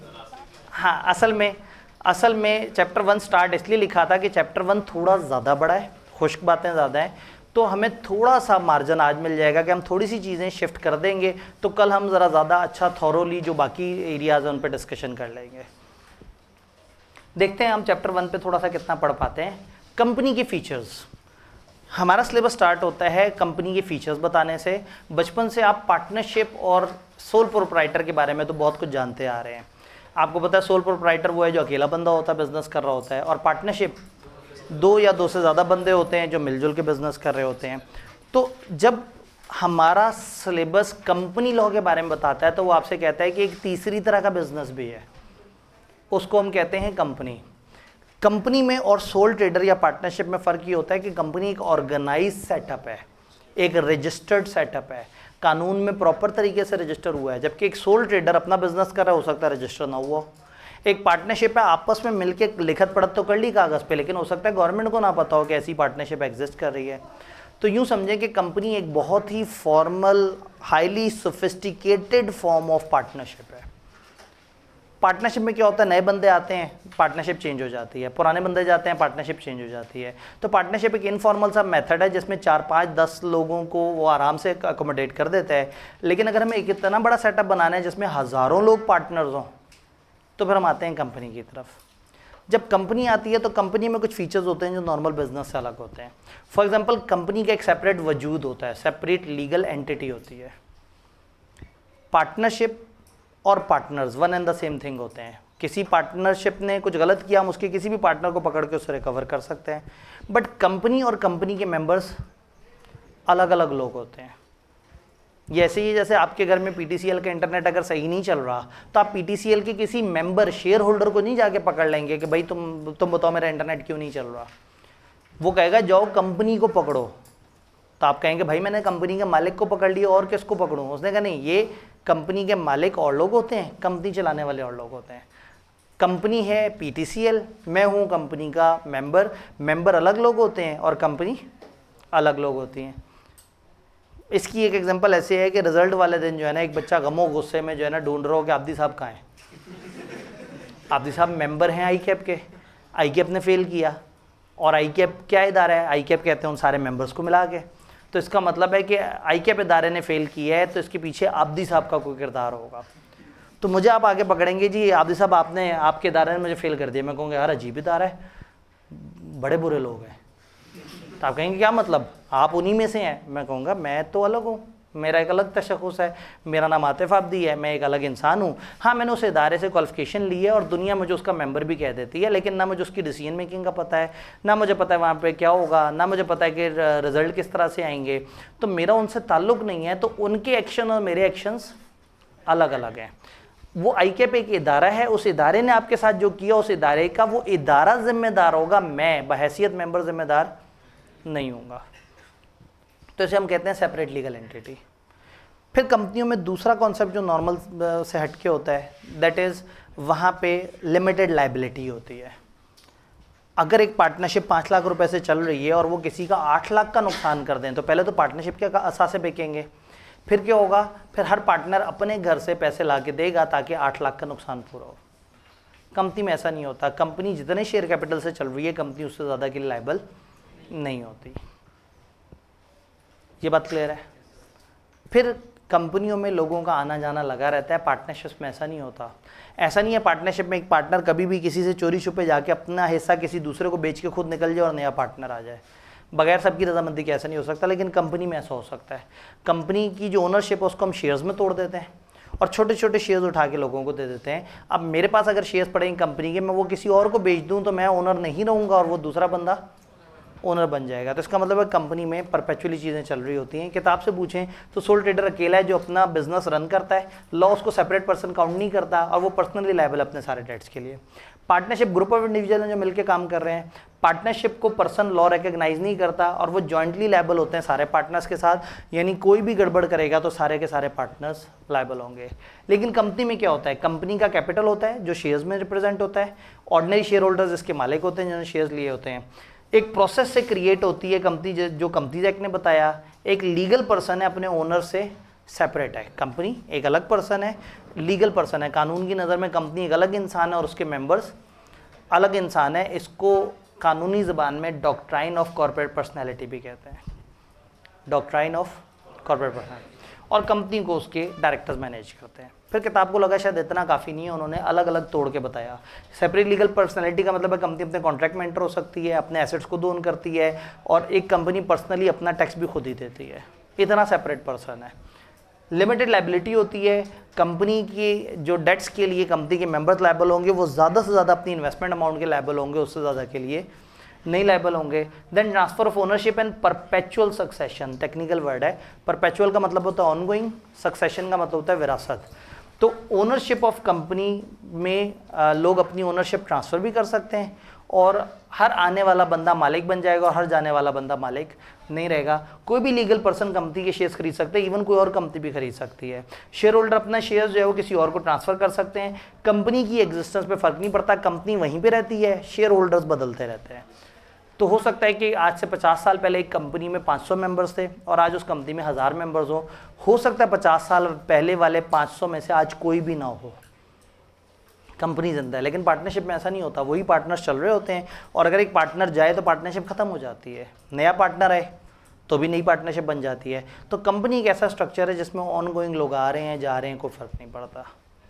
तो यहाँ तक उन्होंने पहले डिस्कशन की, फिर आगे जो है वो कंपनी लॉ समझाने की कोशिश की। इससे पहले कि हम टाइप्स ऑफ कंपनीज पढ़ें, सबसे पहले डेफिनेशन आती है वर्ड कंपनी की।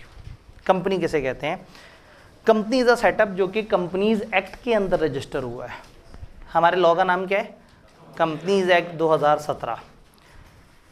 पुराने ज़माने में 1935 का एक्ट हुआ करता था, फिर उसके बाद कंपनीज ऑर्डिनेंस 1984 आया था, फिर एक कंपनीज ऑर्डिनेंस 2016 में थोड़ी सी देरी के लिए आया था और फिर 2017 में बन गया कंपनीज एक्ट। तो कंपनियों के ये 4 लॉज हैं जो हम जिनको मिला के कंपनी लॉ कहते हैं।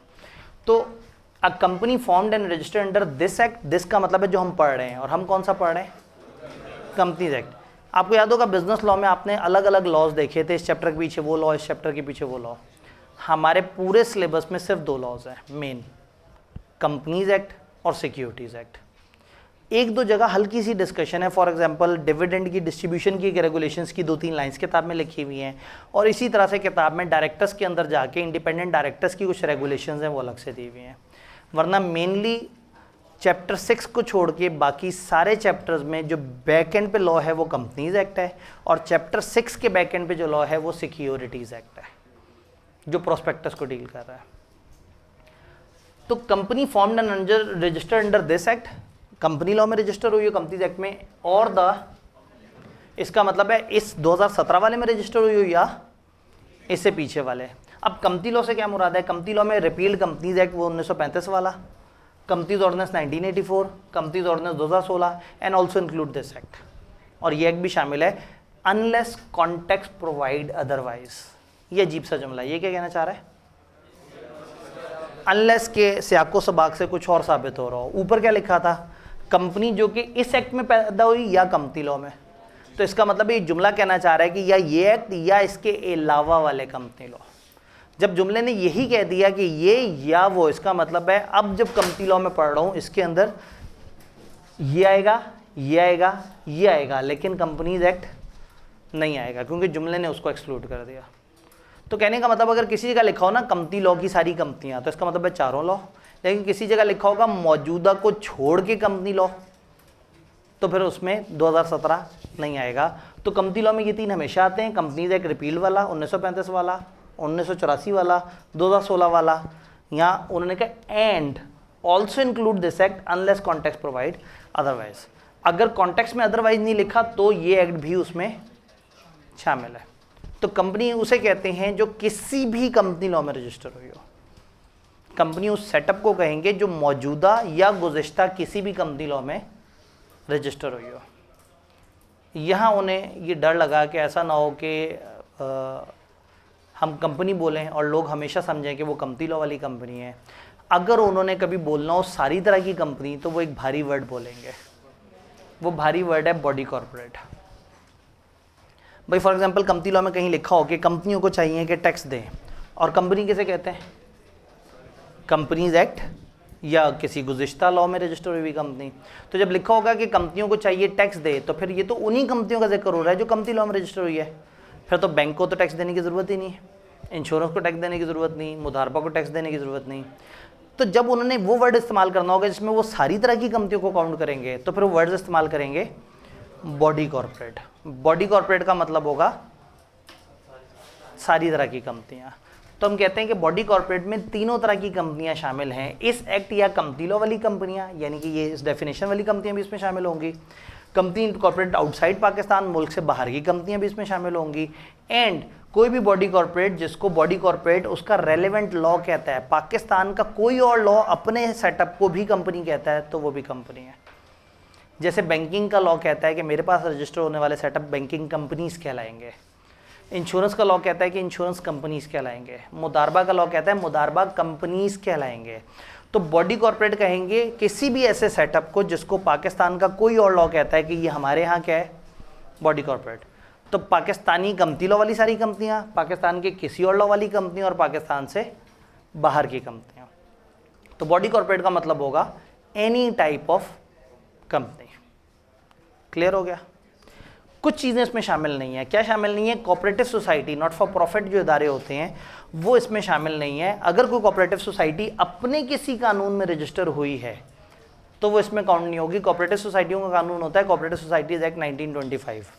तो अगर एक नॉट फॉर प्रॉफिट इदारा उस कानून में रजिस्टर हुआ है तो उसको हम बॉडी कॉर्पोरेट नहीं कहेंगे। दूसरा, किसी भी ऐसी एंटिटी को अदर देन कंपनी, इस लॉ ने जैसे कंपनी का उसके अलावा कोई भी ऐसी एंटिटी जिसको फेडरल गवर्नमेंट का मिनिस्टर नोटिफाई कर दे कि ये बॉडी कॉर्पोरेट नहीं है। भाई कल को वो कहते हैं हम आज से इंश्योरेंस कंपनियों को बॉडी कॉर्पोरेट नहीं कहेंगे, तो फिर जब उन्होंने कह दिया तो हमारे ऊपर क्या वाजिब है? हम भी नहीं कहेंगे। तो हम भी इंश्योरेंस कंपनियों को बॉडी कॉर्पोरेट नहीं कहेंगे। तो कहने का मतलब है कि तीन चीज़ें इसमें शामिल हैं, कंपनी लॉ वाली कंपनियाँ, किसी और लॉ वाली कंपनियाँ, मुल्क से बाहर की कंपनियाँ, और दो शामिल नहीं है, कोऑपरेटिव सोसाइटी जो अपने कानून में रजिस्टर हुई हो, और कोई भी ऐसा सेटअप जिसको रेलेवेंट मिनिस्टर वगैरह नोटिफाई कर दिया हो कि भाई इसको आपने बॉडी कॉर्पोरेट नहीं कहना, तो उसको हम बॉडी कॉर्पोरेट नहीं कहेंगे।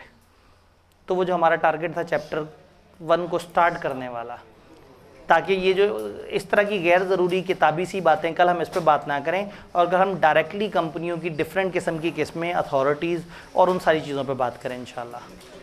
जी, टेस्ट का क्या सिस्टम होगा आज के दिन को छोड़ के, क्योंकि आज हमने ना होने के बराबर पढ़ना था। कल से ऑनवर्ड जिस दिन आप जो पढ़ेंगे, जो भी स्केड्यूल के मुताबिक है, स्केड्यूल में एक दफ़ा दोबारा दिखा देता हूँ ताकि कन्फ्यूजन ना रहे।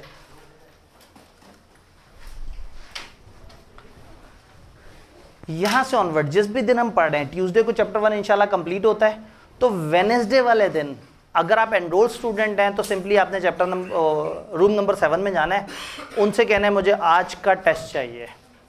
तो सुबह 9 से लेके शाम 4 तक वहाँ पे लोग मौजूद होंगे और वो डेली टेस्ट कंडक्ट कर रहे होंगे। अगर आप एनरोल्ड स्टूडेंट नहीं हैं तो उस व्हाट्सएप ग्रुप में डेली शाम में टेस्ट अपलोड हो जाया करेगा और एक दिन बाद उसका सोल्यूशन अपलोड हो जाया करेगा। तो जो यहाँ के रजिस्टर्ड लोग हैं उसी सब्जेक्ट में वो जाके रूम में टेस्ट लिख के दे सकते हैं। जो रजिस्टर्ड नहीं भी हैं कम अज़ कम उनको टेस्ट मिलेगा। ये टेस्ट उस तरह के टेस्ट नहीं होंगे जैसे रेगुलर टेस्ट थे, ये थोड़े से आसान होंगे। यानी कि इस वक्त ये ज्यूम करना कि आप साथ साथ इस लेवल पे तैयार कर रहे हैं कि मैं आपको बहुत ही जालिम से टेस्ट दे दूं तो आप कर सकेंगे, तो ऐसा नहीं है। इन टेस्टों का लेवल थोड़ा सा हल्का होगा।